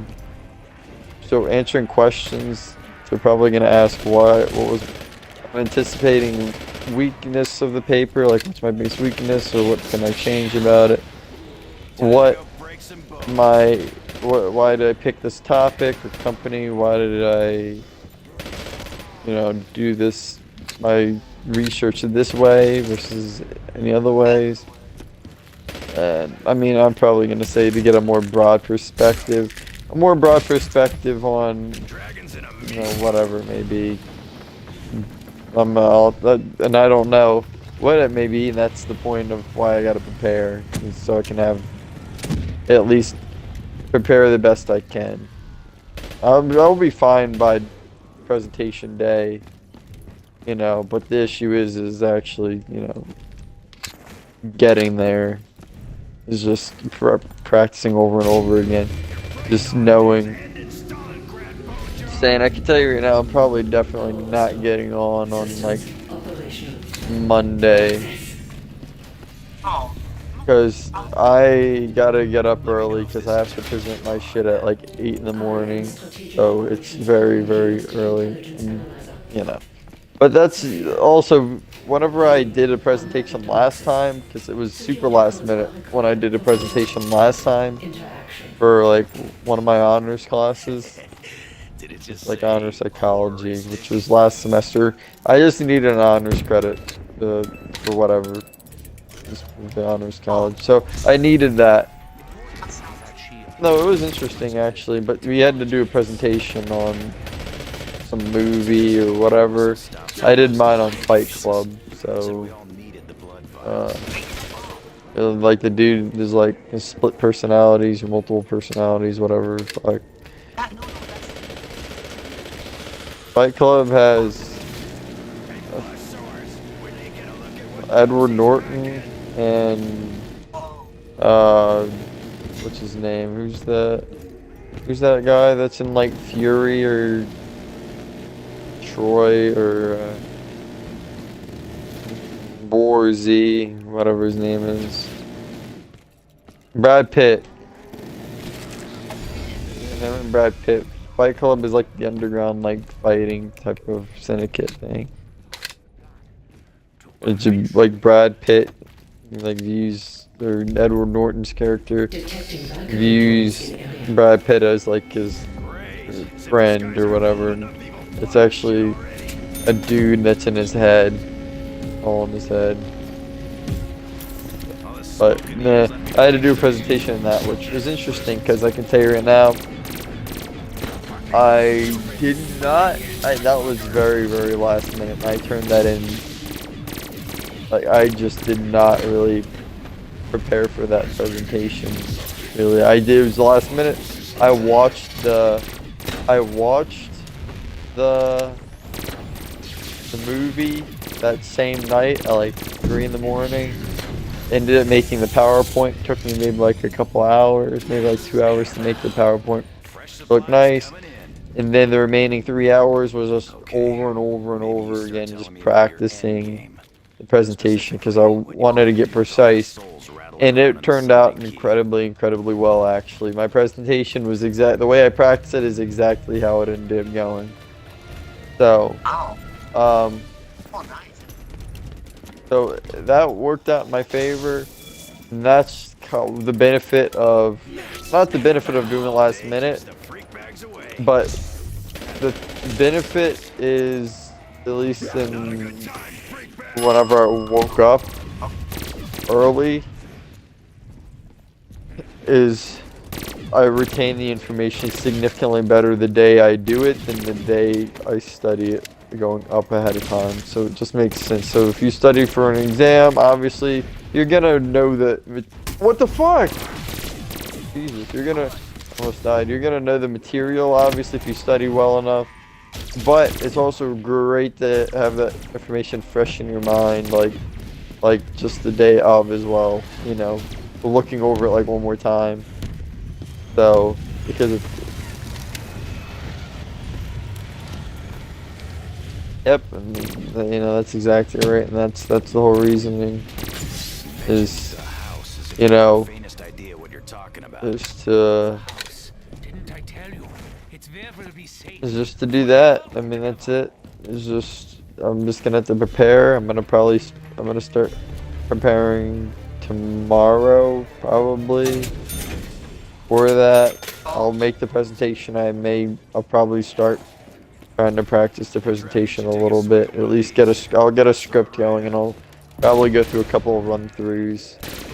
Maybe, but it's not going to be as intense as Friday, Saturday, Sunday, Monday, and Tuesday morning before I go in. So I got 5 days to like prepare. So I'm gonna write down a bunch of questions that I anticipate them asking, try to have a response to them the best I can. At least the questions like why this topic, why the methodology, you know, what weaknesses. Yeah, at least after. I have to give a 15 to 20 minute presentation on my topic, which is not a lot of time, actually. A lot of people are like, oh, that's long. It's really not very long, considering how much information I have. Yeah, mine has to go very, very deep into tariffs. Or like how tariffs affect the firms themselves. Obviously, you already know, just as an example, obviously tariffs can raise prices on, you know, goods. And that obviously gets trickled down to the consumer level. So me and you, just as an example, you try to buy a car, you know, the price can increase. It'll be more expensive when tariffs exist. And that's because obviously the company's getting hit with more expensive materials that they have to purchase and they can't avoid them. Even if they're domestic as well, do keep that in mind. Because if they're like, oh, well, this is an example, Trump issued some tariffs, they would be tricky for, like, General Motors is the company I primarily did my research on, at least the effects that they got affected by from the 2018 tariffs, like aluminum and steel. And obviously, you know, it's those tariffs were in an effort to like protect like the domestic steel manufacturers, you know, and aluminum manufacturers. And that's all good and great because it deters foreign, you know, these firms from going out and trading or outsourcing these materials from foreign firms that, you know, much cheaper. They can purchase the materials much cheaper. That's just how, you know, foreign countries with weaker currencies are kind of like, you know. So what happens is what kind of happened is these domestic firms, they see that opportunity. They're like, well, their materials are now more expensive. How about we also make their materials slightly, or we make our materials more expensive as well now, but right below the tariff line, or, you know, and that's what they do. They'll upcharge. So it's very tricky. They can't switch suppliers as well. Some of the suppliers are also getting hit for, like, you know, brakes or suspension or, you know, tires, you know, that these companies like outsource their parts from as well. The suppliers are getting hit as well because there's increases on those parts because they may use steel or aluminum to make their tires, you know, that they have a licensing agreement or whatever they may have with GM, you know. So it makes it tricky to even switch suppliers as well. It makes it tricky to switch suppliers because, like, if you have like some company making your shit, all right, they know how to make your stuff. Other suppliers do not know how to make that part because it's specialized to your car. So, like, you know, a GM truck, if there's an engine for the GM truck, it's going to be specialized to the GM truck, obviously. And that supplier specializes in that. So if you try to switch suppliers, that new suppliers, or at least avoid those potentially increased costs that the supplier is incurring, they're not gonna have time to adapt to it. So it's gonna be very costly for you to switch and for them to do more research and everything, you know. So, you know, it's just. But my research topic was, for the most part, looking at the effects at the firm level. We should probably move, actually, not out of this area, because this area I feel like slow. Probably go down over here, maybe. Actually, I don't know if this is the fastest area. We'll see. It feels a lot faster than another area though. Because we were getting super fucking close. Perpetual cycle of torment can continue. Or we're at 17 minutes, so we got 3 minutes, which is I don't know if we're gonna get it. No, I was missing something's wrong. Can you go look it up real quick on your phone? Like, Sure. 3 minutes seems super steep. I have been watching. I have seen each and every one of I'm looking it up on my phone and hold up. I know who Is you he high? Sounds ominous, doesn't it? Good, because it fucking is. Oh, that's fancy.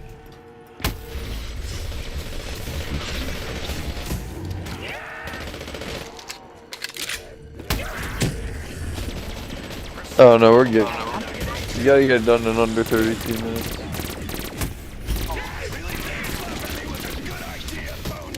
Complete round 15 in under 24 minutes. Oh, we're gonna hit that mark. Yeah, we should be fine.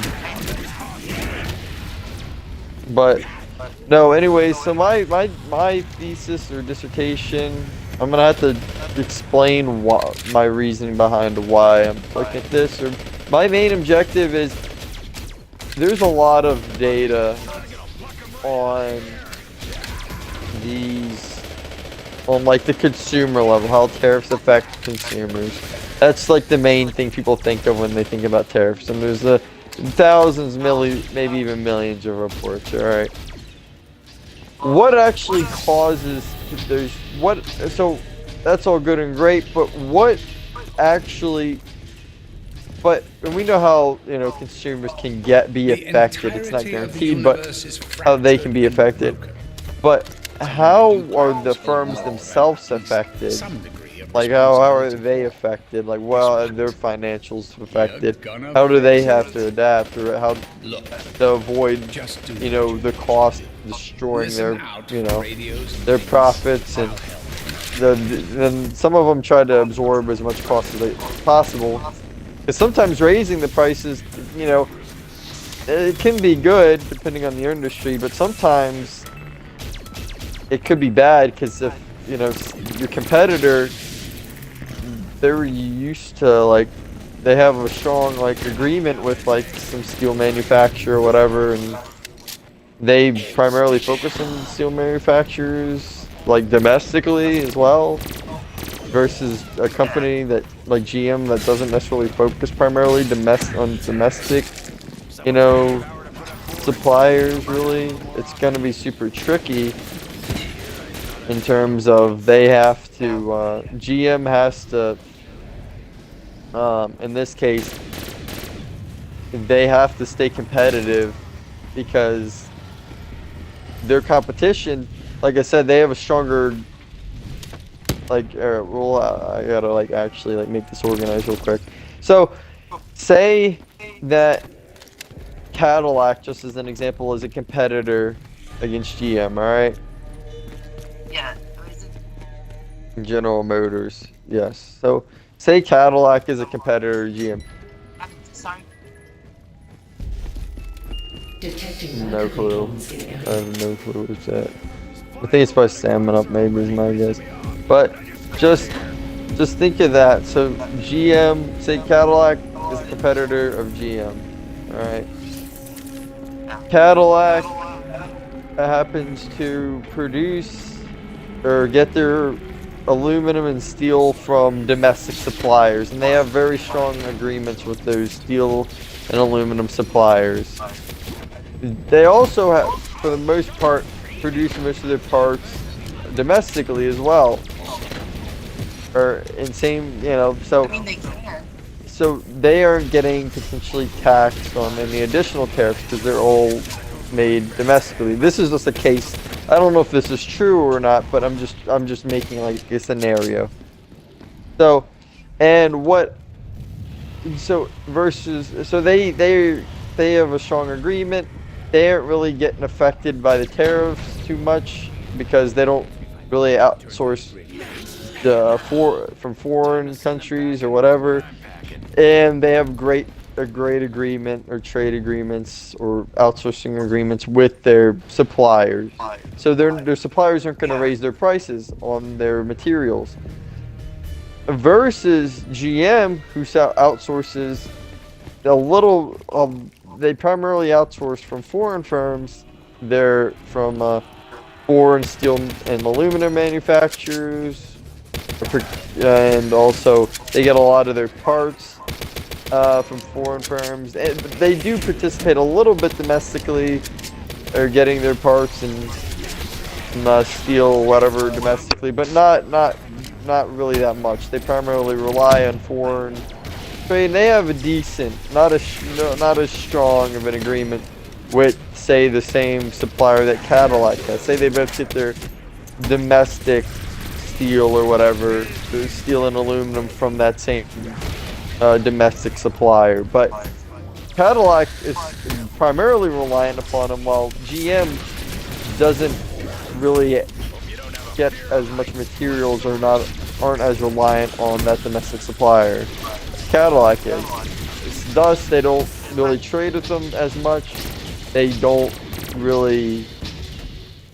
trade with them as much. They don't really have as strong of an agreement with them because they're mutual acquaintances. That's probably a good way to say it. But yeah.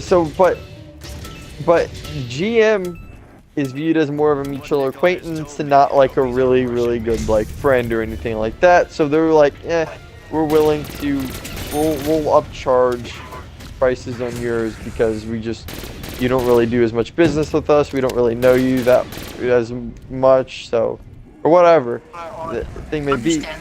And so what will happen is of course GM is gonna incur much more cost from the new tariffs imposed on the foreign suppliers to make it more expensive. It's obviously more expensive, and GM is also facing the cost of domestic, so they're getting hit kind of on both ends. Regardless of where they go, it's going to be expensive regardless, right?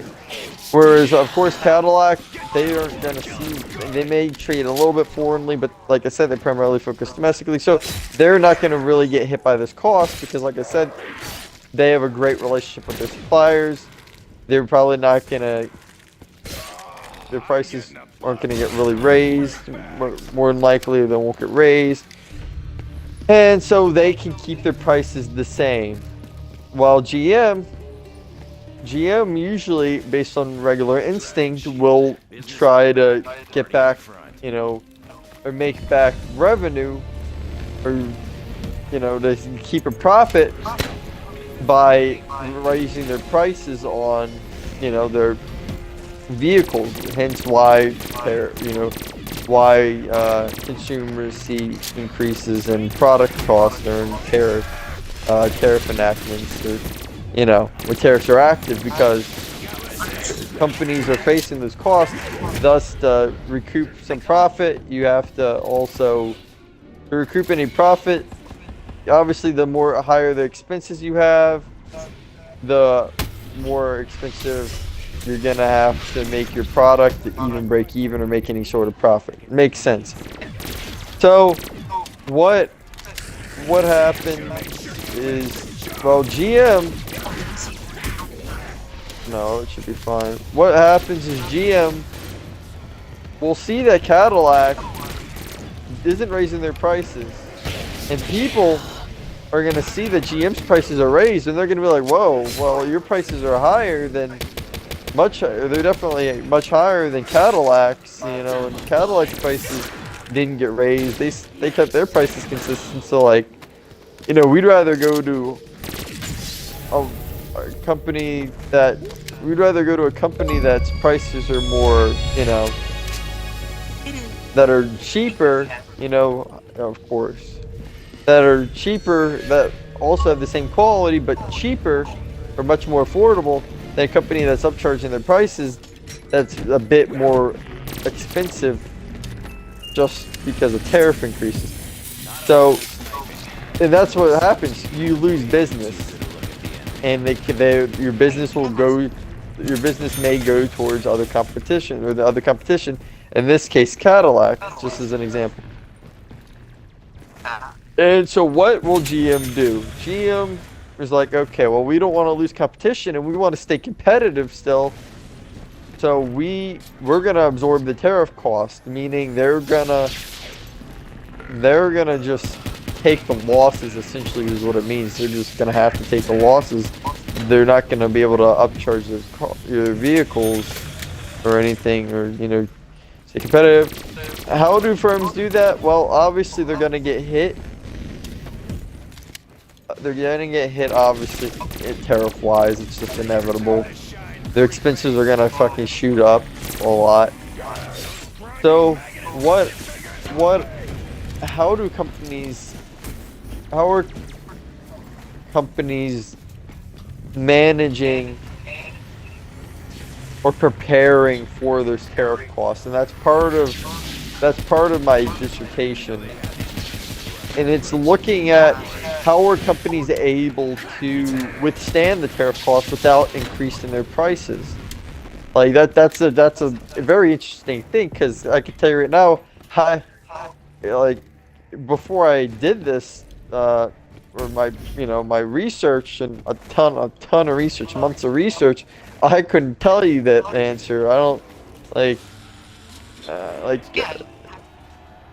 off the top of your head, do you think you know the answer? Because there's a bunch of different right answers, but it's tricky, because I can tell you it's very tricky. So and it gets very complicated because there's also other factors that you got to take into consideration. So my paper, I guess, at least my empirical section, looks at the company's financials to see how they were affected. All right, how were they affected by the cost? How did that affect? How did they just how were they affected by the cost? How were their creditors, like lenders, like a bank? How did the tariffs or tariff enactment? How did the creditors react to that news? Did they increase interest rates on the GM's loans, if they wanted more loans, because they view that as more risky now, because tariffs had uncertainty. They're not really sure if they're going to be as profitable as before, obviously. So it makes sense. So creditors may react a specific way. Same thing with stockholders. We talked about stock the other day. Stock is a bunch of people, obviously, that want to invest into a company. If a company is very uncertain, about its financial future, because, like I said, during tariffs, you don't know what's going to happen, because the prices, obviously, you're going to see expenses, but how badly is that company going to, see losses on their actual, their income, their overall income? How strong are the losses? Yeah, that's kind of part of the reason. It definitely, certainly, that plays a factor, but that's the thing. So if it makes stockholders or people that want to invest uncertain, because they don't know about the company's future, at least not initially, until they get more information by actually seeing the full effect, throughout the year. So their stock price will simply drop because of that. So the external funding and stock and credit, or loans, are considered funding for these companies. So these are main sources. Outside of revenue, these are the main sources of, how they fund their operations. They continue, going. And what happens is, and that's what my paper tries to look at, is just the effects, and what happened, and was the company prepared? Did they effectively try to manage against the losses, or mitigate losses? Did they try to mitigate losses, manage against the losses, and what did they do to do that? So, what activities or strategies did they take to do that? And I can tell you right now, it's definitely a very interesting, because it was a very unique case, I will say. So I will tell you the main part of some of the things that GM actually ended up doing, because it is unique, and you know, you said like employees and stuff, and that is what I originally thought, but that was absolutely not close to what it actually was, which is very interesting to think of it. No, it is fine. Well, no, that's what most people's intuition is, and that's what my intuition was initially until I did the research, and I was like, holy shit, that is super cool. So what GM did is GM noticed something very interesting in the market. There was already a demand, there was already like a declining demand in what is called low margin vehicles, alright? Low margin vehicles mean that the company is, they're not making a whole ton off of selling those vehicles. So in this case it would be like sedans, right? They weren't in demand. People really didn't really want them. They weren't super popular. And GM, yeah, that's probably also part of the reason why they weren't making a ton. And this was the whole market in general. This wasn't just GM. The whole sedan market was just down by like 60% worth of demand. People really didn't want them. They weren't, I don't think initially they were really that pricey either. They weren't bringing in a ton of profit to begin with. They were bringing in profit, but not a ton.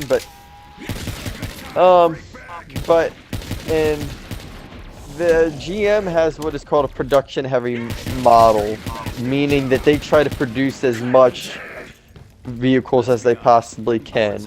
Alright? And this can be very beneficial because it can reduce costs, do something called economies of scale, something, because you're producing the same thing over and over again using the same machinery to make the same car, so it's just, I don't know, some shit like that. Anyways, it confuses me too, trust me. I kind of understand, but not really. I'm not an economist. That's more of an economist type of viewpoint, not a financial viewpoint. But,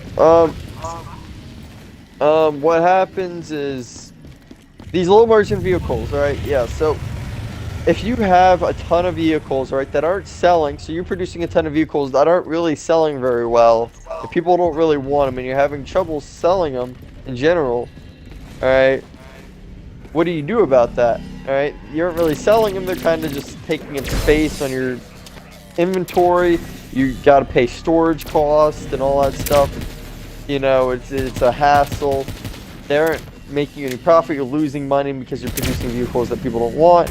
How do you get rid of those vehicles? Well, or how do you incentivize people to buy those low margin vehicles, the low demand vehicles?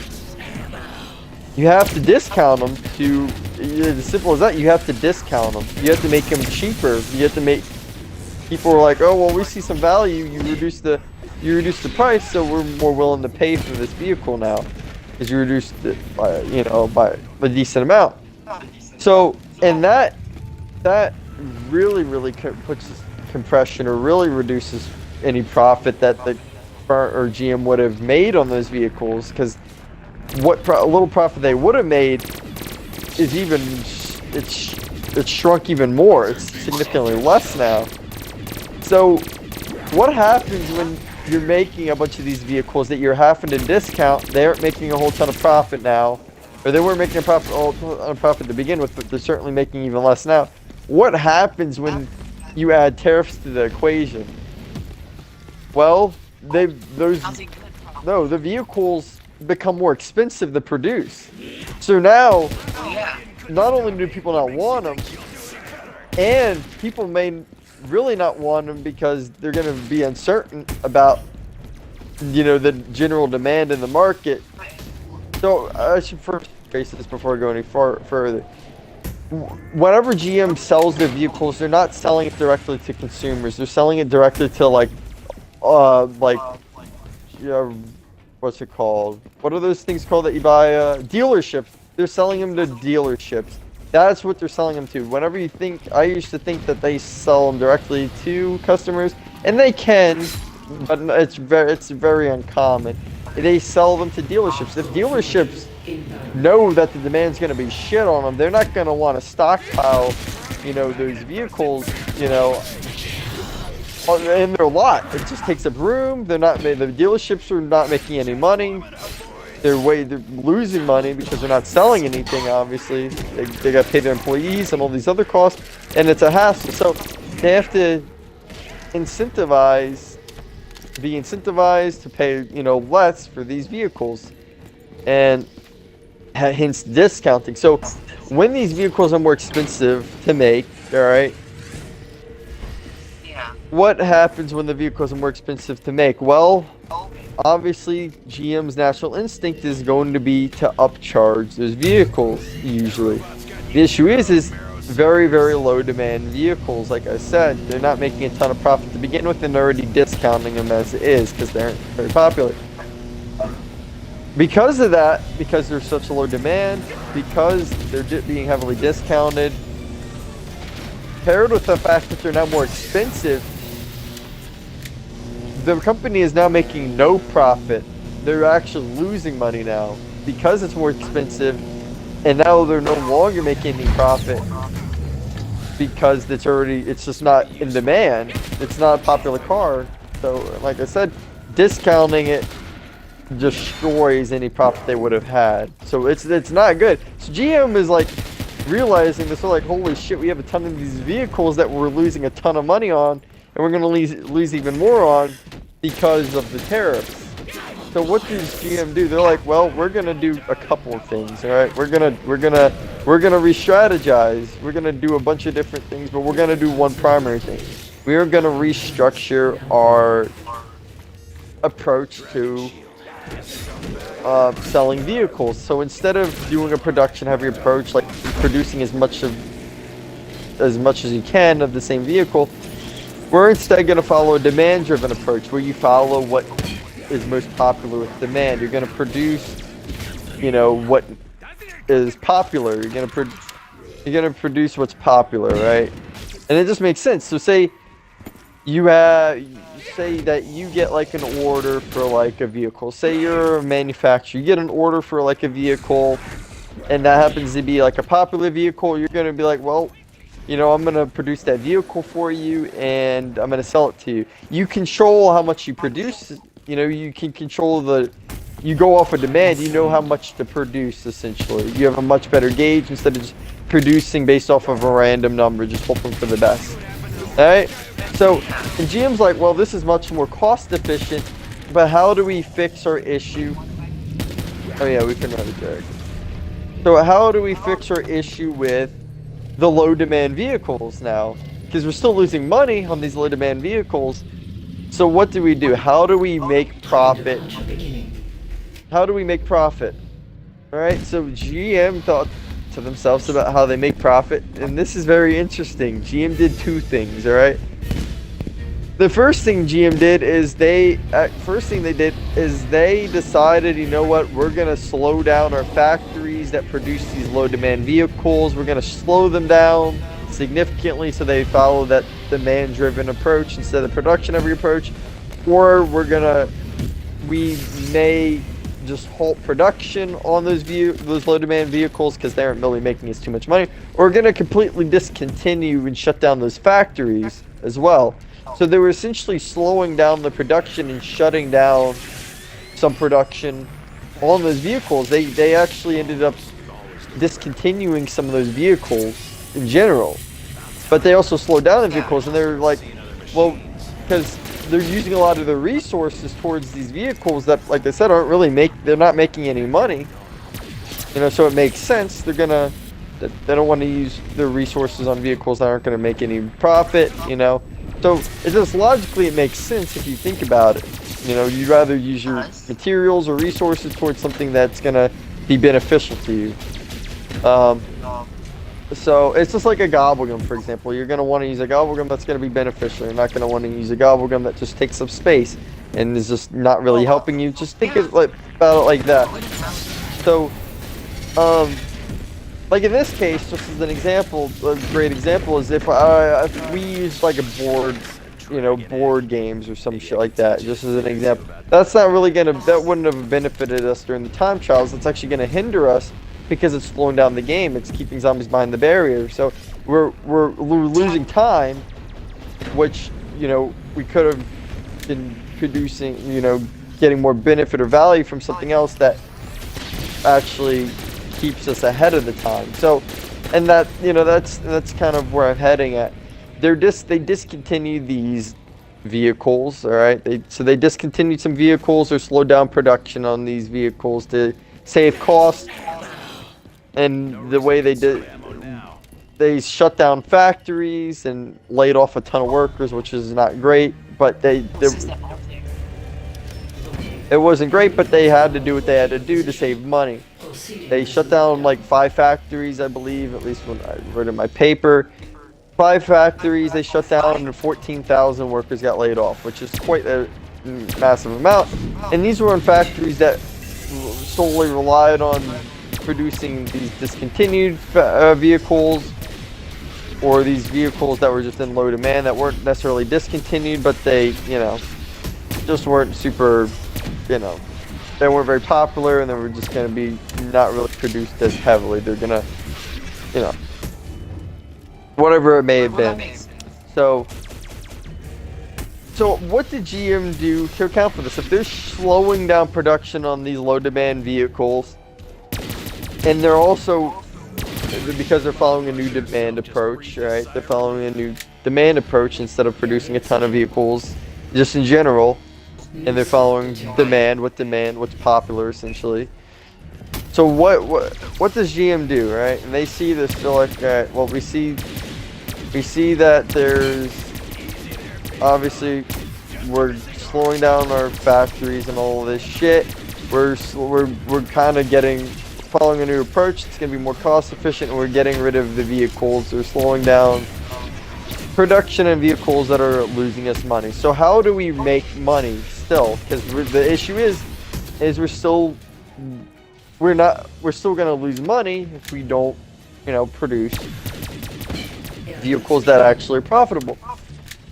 So obviously sedans aren't just GM's only car that they produce. Like I said earlier, they produce trucks, they may produce SUVs, they have other product lines or vehicle lines. And that's the important thing. They look towards vehicle lines and they think to themselves, well, let's look at vehicles that are expensive, that are in high demand, good demand, that we can make money off of, that are very profitable for us. You know, they're going to look towards, and it's the same thing with the gobblegum. We want value out of something, and that's what they're going to get their value out of. In this case, were expensive trucks that they saw the demand. They weren't overly producing because they were following a demand-driven structure. All right. And they're like, well, yeah, we're gonna focus our time and energy on using our materials on those vehicles. They're called high margin vehicles. They're making money. They're making money. They're in good demand. But we're also gonna use that money to also produce more vehicles that we know are gonna be in high demand, such as, like, in this case, it was the 2019 model at the time. So the new upcoming 2019. Yeah, so this is taking place in 2018, by the way, during the tariff. So they're like, well, we're gonna, yeah, I'm sure it was interesting in 2008, actually. Sure it was, but you know, you get what I'm saying though. They're trying to they're getting benefit out of focusing on vehicles that are going to make them profits, and they also switched. They're like, okay, we're also going to focus our attention towards the new models as well, like the upcoming 2019 models. We're also going to focus on what at the time was like a new concept, autonomous vehicles, as well as energy or electric vehicles as well, like similar to Tesla. They're going to focus on. Yeah, but Tesla's. No, they do. That is true. They do have hybrid vehicles, but that is. I think your car is like that. Oh no.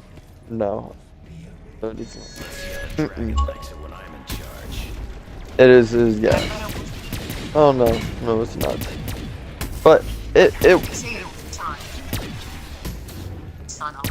well, yeah, no, that's solid. That's a sedan though. That actually is the perfect car that fits my case. They don't make a ton of money because they're cheap.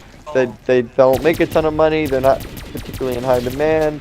They may be in okay demand, but they're typically going to be purchased by like not the highest income individuals. Hence why they don't make a ton of money to begin with, because they are super popular by. There's usually not a car that individuals want. So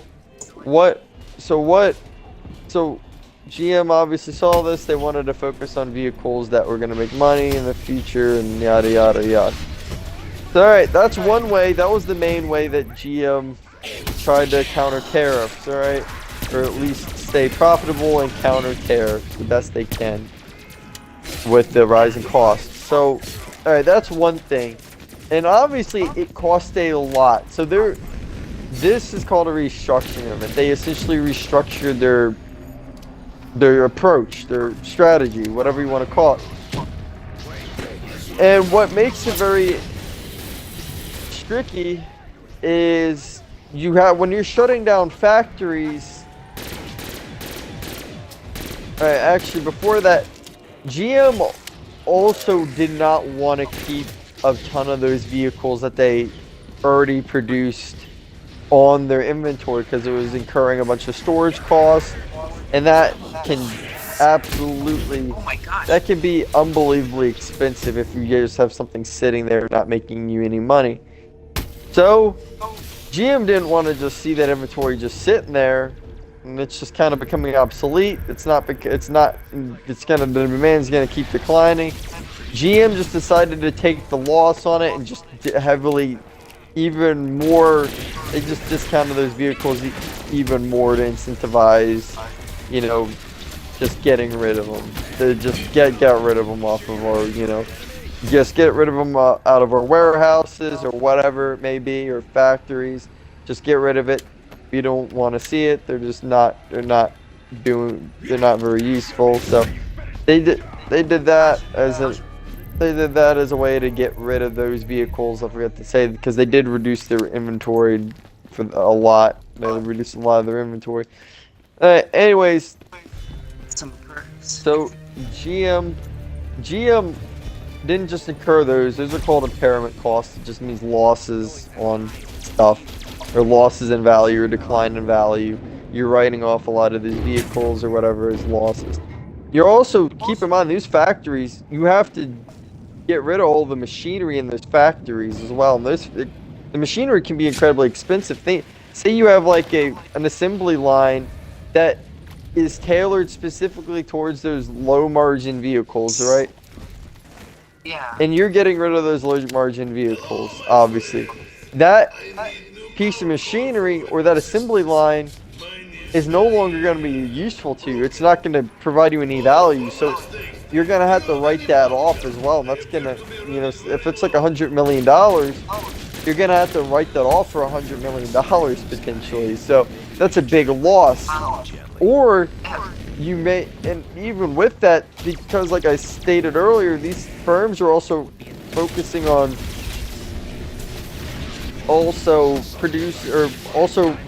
reducing or focusing their attention towards some new vehicles like the 2019 model or electric vehicles. They're gonna have to have new special machinery to help produce those, or at least retool the current equipment in their those factories, whatever it may be. So, and that's incredibly expensive too. They're having to do a ton of research on the best way to effectively, or on the equipment that would best fit, you know, how to produce that vehicle. So it makes sense. It's incredibly expensive. So they're having to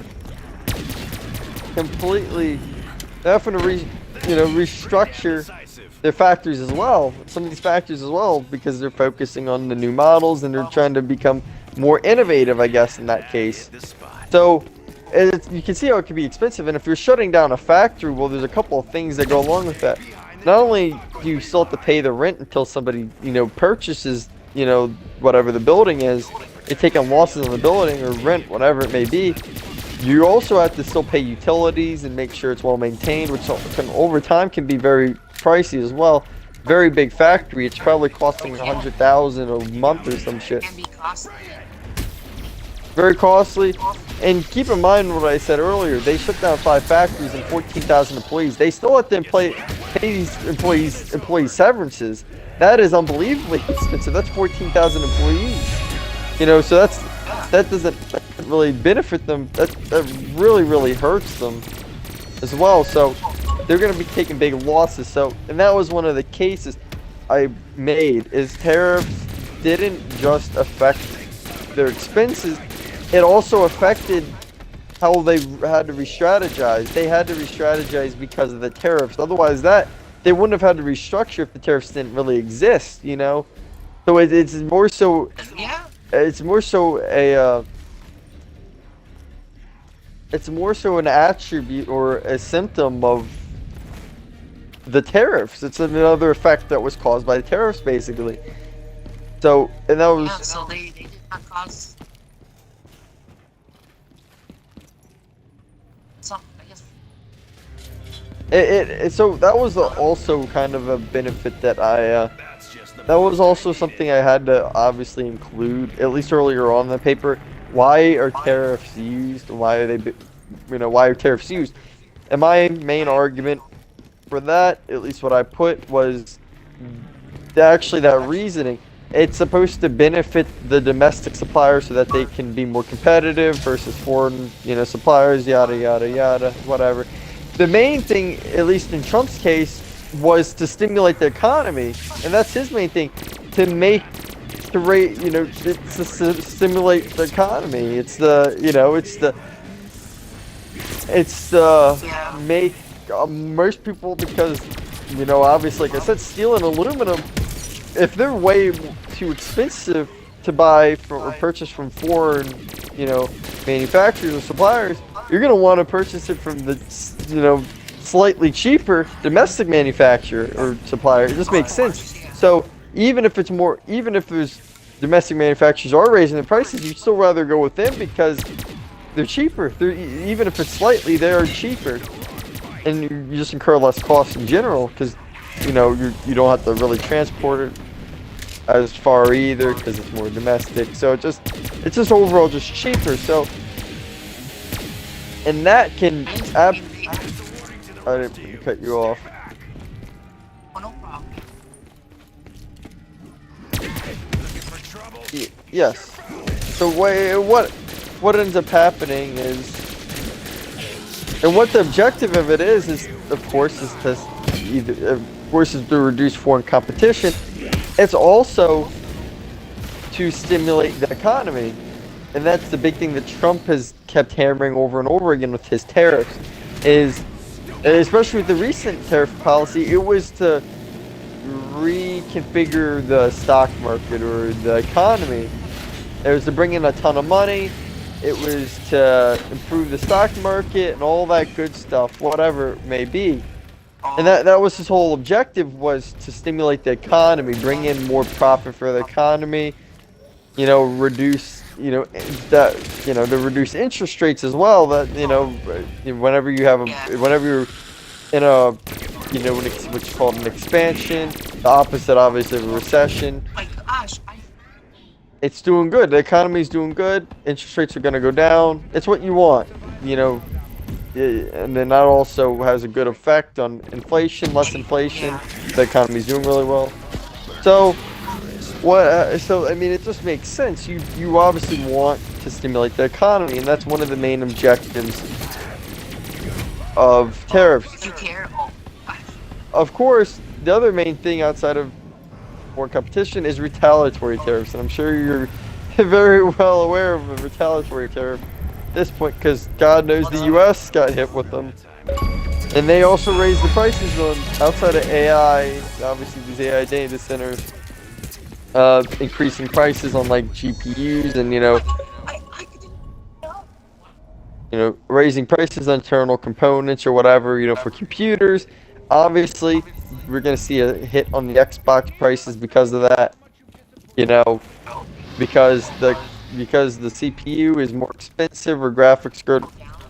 No, they're going to be like 12,000 now, or I meant 1,200. I meant much more expensive. I don't know. We're going to have to bite the cost, and that's the issue with That's part of the issue with tariffs. That dragon should take a swig of one of these. Clear his throat right out. They should, but that's the issue. That's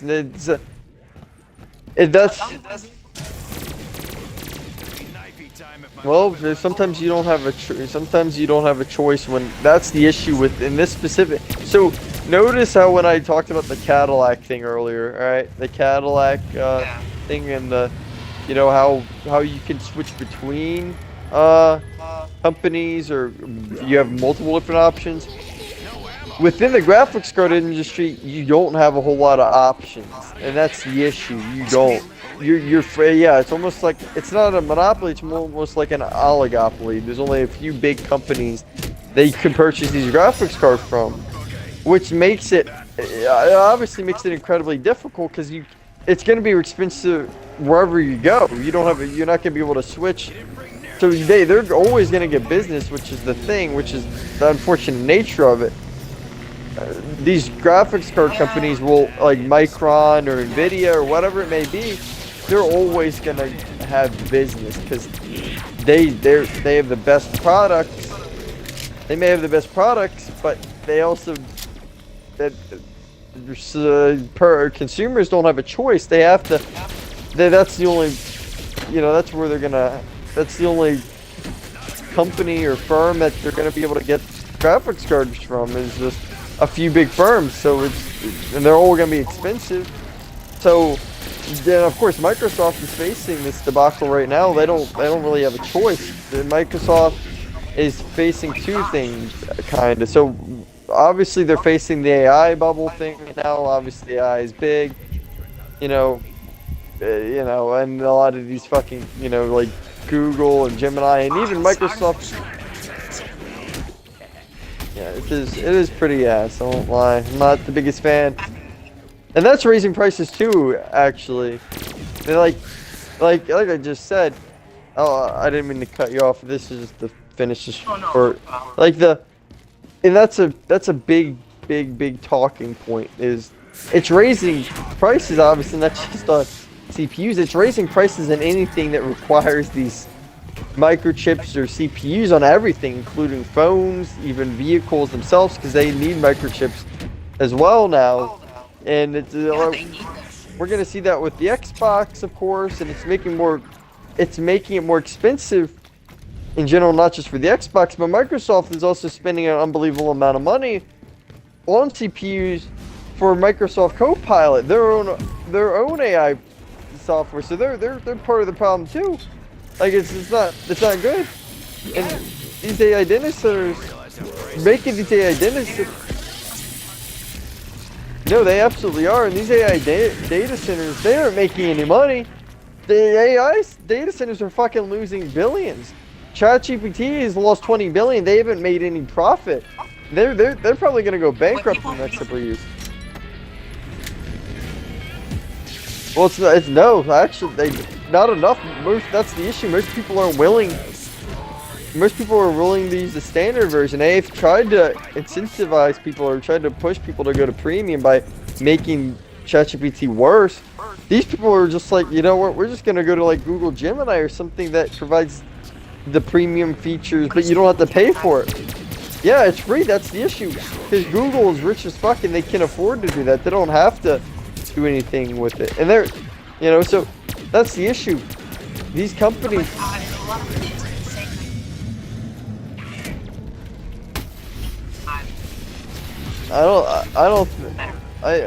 There's issues with all AIs for sure. They're not all very reliable. Some are reliable, kinda, but they will give you like some fake, not great information as well. But, They are robots.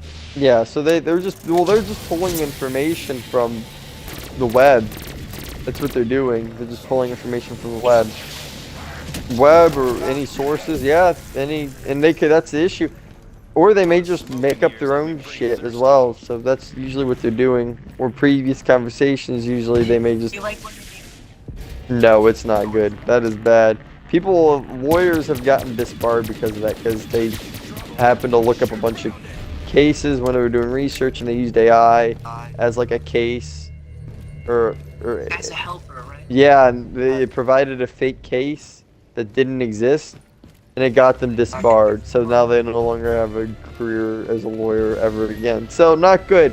So it can be very bad. Just for one miss. Yeah, well, you're supposed to be, you know, it's supposed to be professional. They're defending somebody that was like, well, they're defending somebody that's like, well, they're going against somebody that's a murderer. They're a prosecutor. You know, they're trying to prosecute a murderer or whatever, and they're using that as their precedent case to base their information off of as a case that doesn't exist. Like it was very high stakes is the issue. Like it's very high stakes. I think that dude was like a child murderer that they were going in. So it makes a big difference. So you know it makes a difference when because it destroys your case. It basically means that the murderer now has a chance to walk free because you introduced evidence that doesn't exist. You're basically that's basically fraudulent. You're just making up shit. So that's the issue. It's viewed as fraud. So that's. He said he was too lazy. Yeah, that's the issue. That's why a lot of people use him. No, he's not, and that's why you get this part. Anyways, but AI.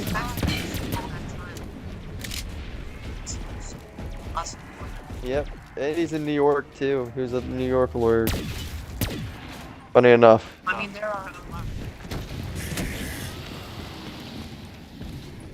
Oh yeah, there's some crazy people. But AI, not good, and part of the reason why, funny enough, there's a lot of like government defunding and a lot of defunding in general on AI data centers recently, funny enough.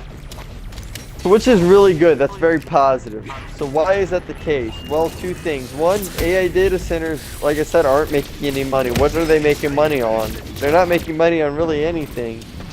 They're like, how are you making profit from like talking to an AI? You're not. They may make some profit from like ads, but then people just aren't gonna want to use your AI if you're just gonna be full with ads. Yeah, no, they're not. They're not gonna beat the expensive nature of AI, so it's just not. It's not gonna be enough. So, what do these? So, you know, it's very, very, very, very, very small few. Only a couple of firms, a handful of firms that are actually very profitable with AI. And funny enough, it's the ones that happen to use ad or very ad heavy to begin with, like Facebook or you know whatever it may be, just stuff that like Instagram as well, which is also just part of Meta. So yeah, so and it's just like or companies that specialize. You may sell like an AI to like just as an example, like a finance firm. There actually are lawyer-specific AIs out there that can help with you researching information, but you are allowed to use those, but you still have to do your diligence to make sure they exist. They're not there to provide you with, you know, how to defend your case. They're there as like information that could potentially be useful for your case. Just like a research article is something that could be beneficial. You know, you may use it, you may not use it. It's just there if you want to use it potentially. You know, so but it's specialized. That's the thing.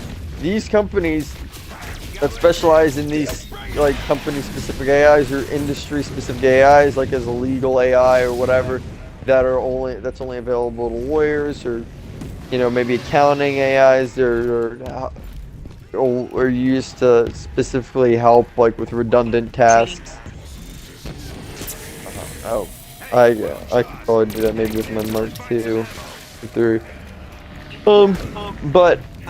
But it's incredibly like, but you know, that's how some companies are very profitable. They're selling their AI or licensing their AI to like law firms or accounting firms, whatever it may be, you know, in exchange obviously for money. So that's how they're making money. But there's the reason why the data centers, That was the main topic I was on about. Why they're closing. Obviously, they're not making profit. That's the big thing that we just talked about. Not making profit. Obviously, at least for the most part, I'm pretty sure it's like 5% of them are making profit. 95% are losing a ton of money. So, very expensive to maintain.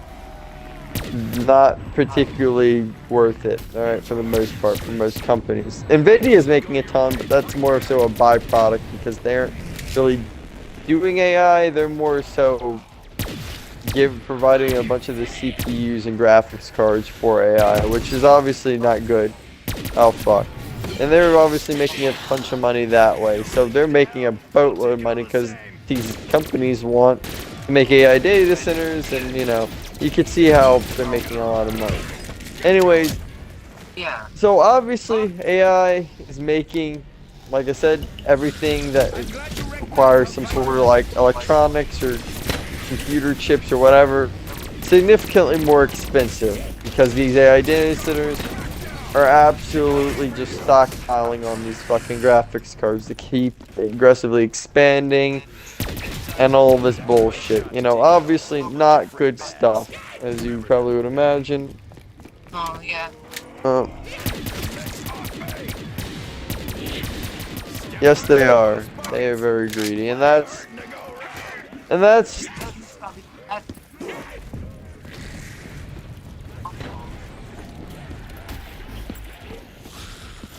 yes, they are. And that, you know what's even more interesting about that is, funny enough, because they're making everything more expensive because they are so greedy, because these data centers are so expensive in general, and because they're so expensive to maintain, they require a ton of power and energy, and even water as well, because they have to cool down. I mean, it works like a PC. You have to cool down your PC. Best way to do that is like, yeah, it's like through water. It's just through water flow through. So what happens when, you know, what happens to the people outside, like in, you know, other companies surrounding the data centers, or like me, like you or me, or like people living nearby these data centers? What's happening to them? Because like the energy nearby is getting taken up for the most part by these data centers now, as well as water usage. So what happens? Well, that. Oh yeah. If you did the quest, you can.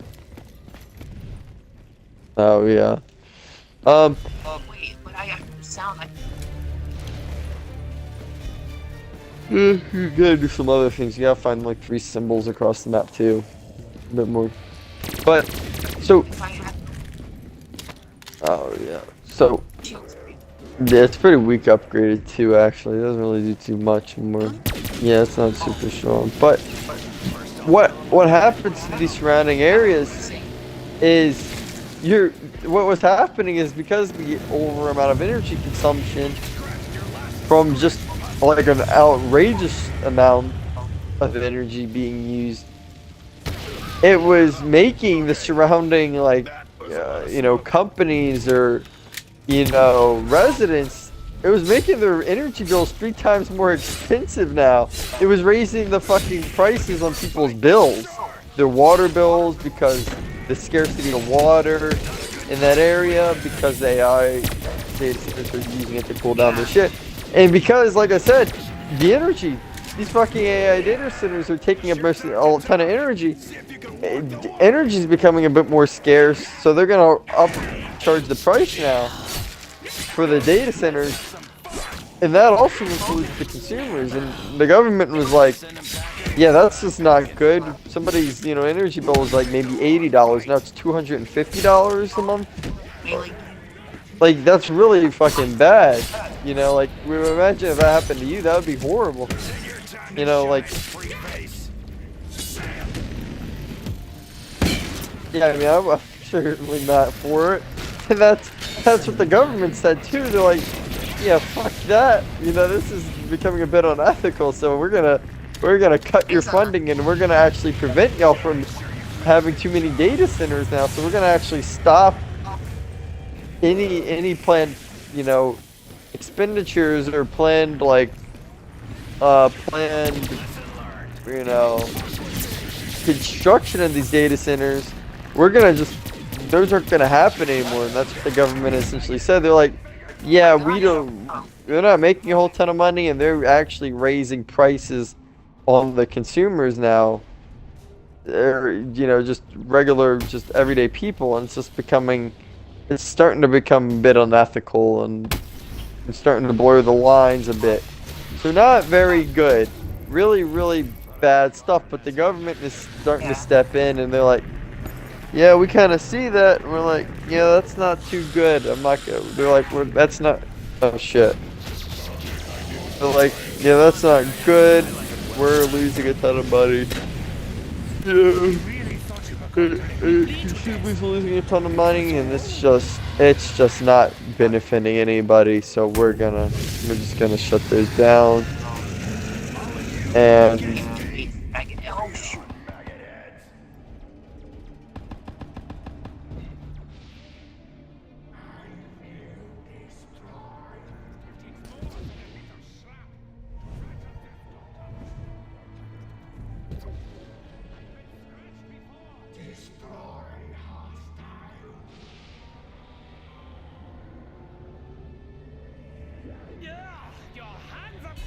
oh fuck.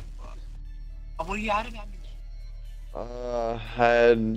I was out of my like actual like orb shots. I had black holes and the other void, so I didn't really have a ton. Well, that was a good game though. Yeah, I had fun. You surprised that? Yeah. No. You're a pretty knowledgeable individual, so no. No, thank you. Well, you got a bunch of achievements there, Daniel. You got like 5 achievements there too. It's pretty good stuff. You know, no, it is 5 because I was curious. I checked and it said 5 achievements. Really? Am I? I don't know. Let's check. Let's see which one you're missing in Gorod. Probably take a gander. Actually, I'm curious as well because I'm gonna go to bed obviously because it's 8:21. Oh, I understand. But I will like to look at like I will tell you like the hardest achievements in this game if you're, at least in my personal opinion, if you're interested. Yeah. I mean, if Some of them for sure I can. Some like for the most part, the super hard ones are like what are the little hard ones? Outside of the Easter eggs, I'm not including the Easter eggs. no, I mean, tricks are. Oh, Yeah, those are the hardest. Looking at the Chronicles ones. Primis. Yeah, I'm trying to look at those. Stalingrad is like one of the only maps that actually has like 2 achievements on it, funny enough. Yeah, the zombie pult one is kind of like easy. That one kind of sucks. That's the one I missed. You're missing that one, yeah. That one kind of is horrible. It's not hard, but it is very. Actually can be quite hard. Do that. I don't remember. I had a monkey bomb, I think. Like there's like some achievements. And I Yeah, I forgot that one existed though. If I knew. What else? Chronicles ones aren't horrible. For the most part, those are pretty. Those aren't bad. Let me look at the Black Ops 4 ones. Black Ops 2 ones before we go to bed. Black Ops 4 ones, I can tell you, obviously, most of those are just. I don't even know what to say about those. Those are just. Well, even outside of that, some of those are just super, super difficult in general, zombie-wise. Like, Let's look at some of them that are kind of tricky. Let me look at the ones that let me actually do the comparison so I can see which ones you have and you don't have. So I can tell you which ones, because you may have some of these. I mean, you have all of them. Yeah, but I don't want to reiterate the ones that, I accidentally like say one that you do have that it's hard. So let's see. Let's go all the way back down to the beginning. To count, I mean, on my unsub. Back to have.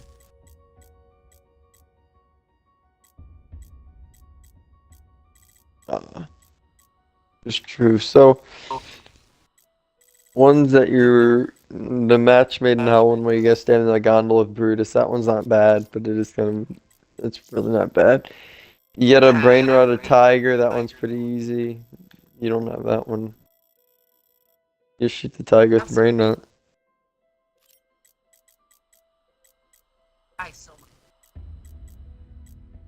Yeah, that one's just kind of random. The Kraken unfettered, that one's easy. Just get 9 kills with the single shot from the Kraken. The Voyage one where you gotta survive. Oh yeah, I remember you tried to get that one. You just don't drain the water. Defeat all 8 challengers summoned by a gong within 5 minutes. West Side for life. And Blood of the Dead reach strength. That one was fucking horrible. And Blood of the Dead reach round 20 without leaving the west side. Yeah, that one's really not. That one wasn't that bad actually. Looking back at it, I forgot that was even an achievement. Perkaholic relapse. That one wasn't bad. You just get secret sauce for that. So Secret sauce or secret sauce. It's called Perkaholic relapse, but secret sauce. I don't think it will count. Or maybe it will. I don't know. I'm trying to think. I'm gonna look at the hard ones. I'm not gonna list out all of them. Historical reenactment. That one's alright. Gat trick. That one kind of sucks. You get to kill. You gotta kill Brutus with the blender. Yes, that one's easy. You just gotta get the Hell's Retriever, Spoon, Blender Gat, and Tommy guns. That one is pretty easy, honestly. Gat trick, that one kind of sucks, and Blood of the Dead kill the Warden with the Blender Gat, Acid Gat, and Magma Gat. That one kind of sucks because the Magma or Acid gets pretty shit against the Warden. No, you like the Acid Gat. I like it in other games. I don't like it in. Yeah, I like it in Mob of the Dead, not Blood of the Dead. It's horrible in Blood of the Dead. No. You, so the doctor is in, use PhD to fall 10 feet and kill 10 zombies. That one's kind of hard. You can just do that on Blood of the Dead. There's like a staircase you can jump off of by spawn. You just keep doing that over and over again until you get it. Really not bad.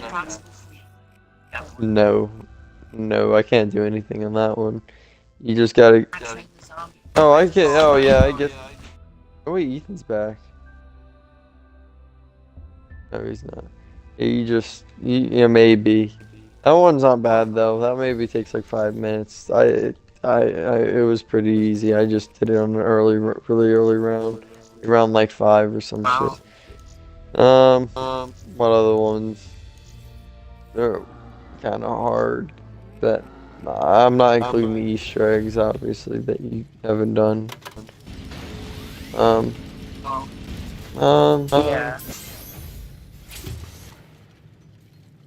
I'm trying to think.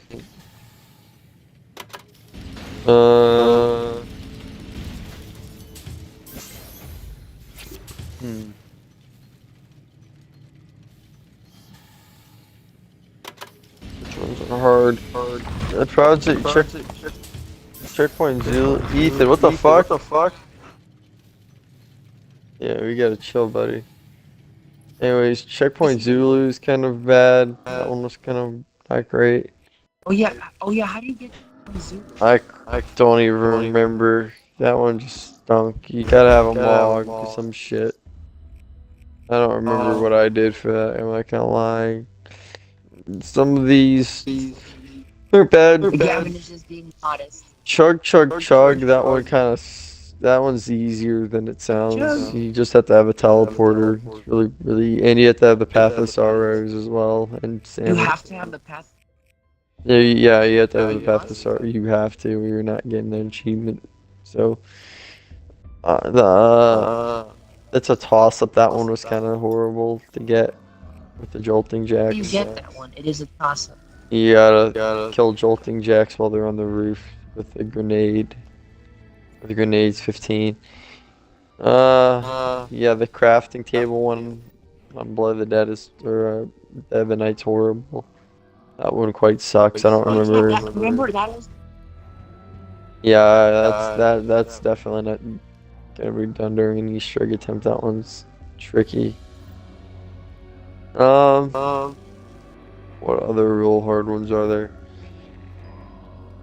In Blood of the Dead, feed a wolf head from the Gondola, Citadel, and Model Industries in a single game. I don't remember how to I do feel that. like we did that.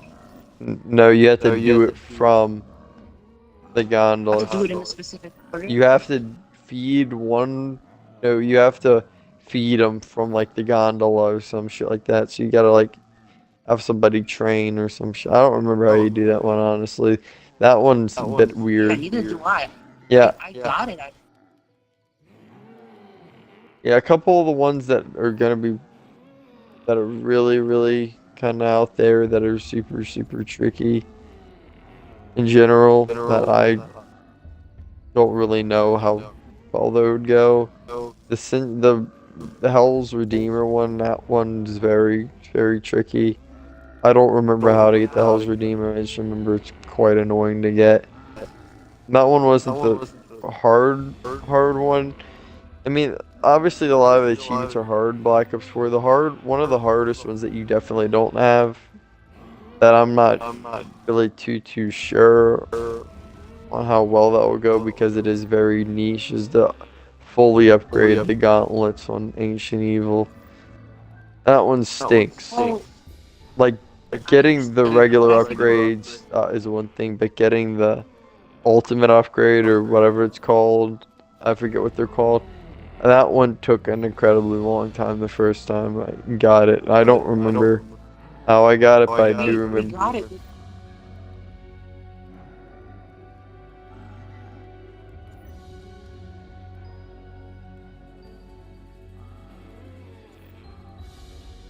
If one of you it's a switch or tried it. That's how I got it. I don't really remember how. I just remember it was just really, really hard. It wasn't. That one you have to do some weird shit with the catalyst zombies. I remember, and that wasn't really that fun. That was pretty bad. I don't remember what you had to do with the catalyst zombies exactly, but I do remember that. You know, it was. But I mean, yeah. And Well, no, I'm not including the Easter eggs because those are all kind of like not great. But trying to think. no, I mean there are. I'm not really too sure on when you got the Ancient Evil one actually. That had to have been like, I don't know, cause I got that like almost shit. I got that like I got that about 7 months before you got it. So I'm not really sure when. Really? Yeah, apparently. You I think. Yeah, I think I helped you with a couple of these achievements actually, by the looks of it. Maybe, or maybe not. Maybe, I don't remember. No, you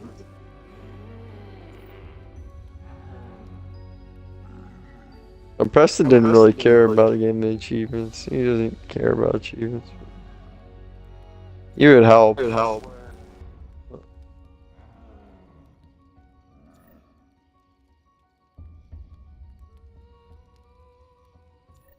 Yeah, apparently I um hmm, what's it called? I do not know. Oh man. I mean, yeah, no, regardless, yeah.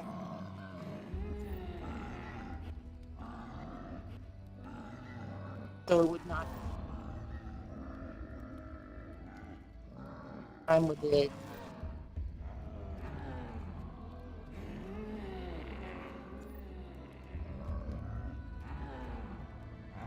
Gradually, or No, it doesn't matter too much to me. Whatever works, works. I'm fine doing some achievements. You just gotta let me know the achievement. And I'll work it.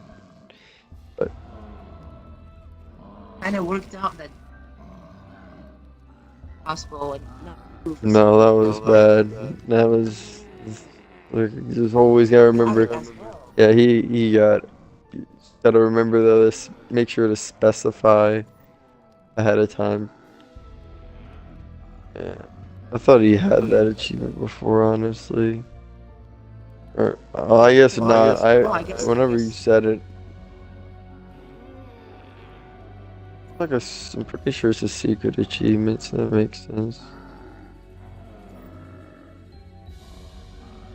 What are the chances of or you sticks? It is true. I guess Ethan's never gotten the achievement to buy every weapon off the wall in a single zombies game. That's crazy. That one is pretty difficult. It's pretty easy. You just keep buying shit. There's a lot of achievements that Ethan does not have. I don't know what achievements you're missing in Black Ops 1, but there's a ton that you're... I mean, originally, Oh no, this one. this one on. Oh, because he Well, yeah, no, I'm just trying to think of the ones though in general in Black Ops 1.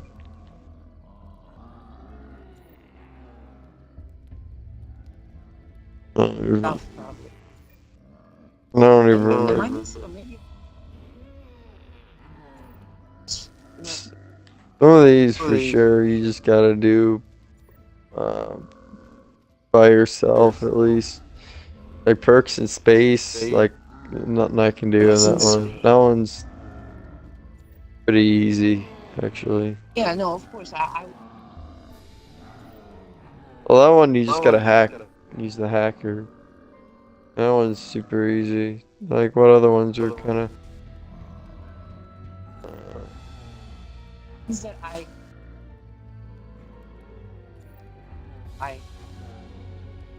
want to, I guess.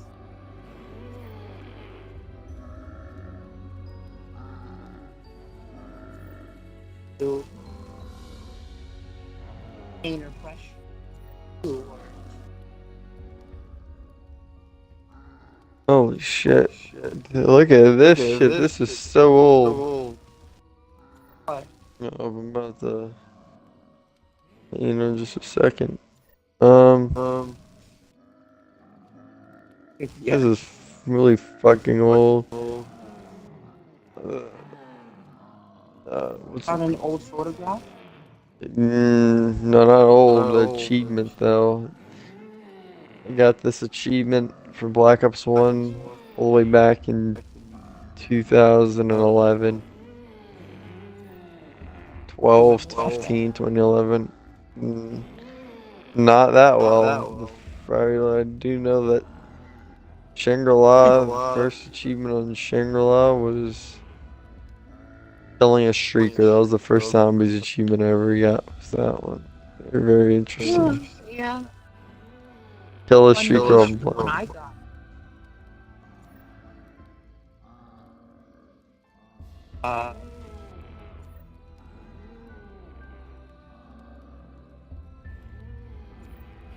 this Yeah, that something was along those lines. time travel. That one was certainly interesting at the time. When did I get that? That wasn't for a while. I didn't get that You for. realize, yeah, that Sing Stone. Yeah, I don't know where people got that from because I heard that like a ton of times over the years, and I've yet to see it actually happen. Never actually just went through with it. It probably would. You can't know. It literally physically won't let you redo the Easter egg again. Like it won't let you. Like the buttons are disabled afterwards. So I don't know where people got that Because it from. only gives. Yeah, I don't know why that was a thing. Somebody did say that. I've heard that a couple times from YouTubers, but I've never seen any evidence by it. So I just think it was more so a rumor. And Yeah, you were right. all the way back in 2013, I didn't get Shangri-La done for a long fucking time.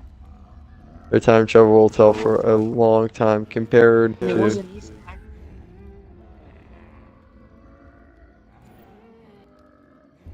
I guess. Shit. I mean, compared to like my moon one, it took me like a whole like 8 months later to get the fucking Shangri-La one.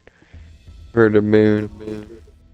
Well, it's just, Moon has 2 parts.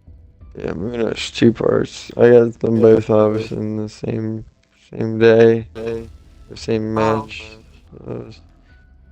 We gotta check. We gotta check when Daniel originally got time travel. Will tell. This will be. Maybe it will be also ancient. So, Maybe you would be surprised. it was all the way back in 2018, 5 years later after I got it. 2018.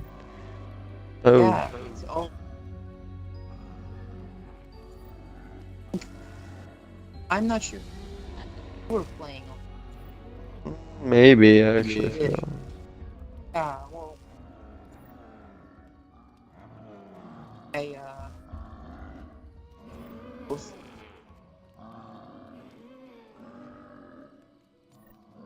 Guy's name was Bush guy. On those lines. He and like two other people was kind of the role. We were just kind of following along.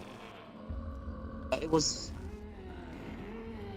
Daniel's first achievement in Black Ops 1 was the same one that I think everybody got. It was the one where you just break What? free from the chair. oh just ask me night. Yeah, Daniel got that back in 2014. I guess Daniel did not also have the game off release. No, well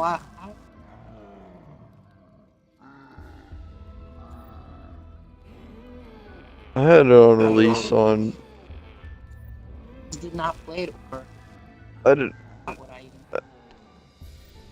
I had this off from release just on some bullshit. Like I had it on release on the Wii. I didn't get it for a while on the Xbox 360 because I didn't have a 360 at the time, so it makes sense. Um, So the thing is, oh, well,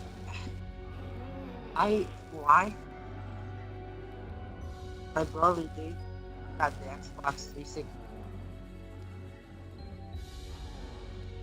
Got it. But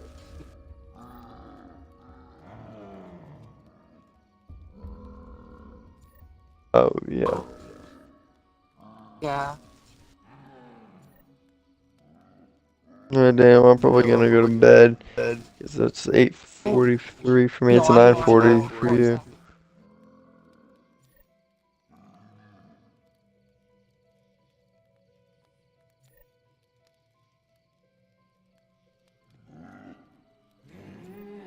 Yep. Well, good night, Daniel. good morning, yeah.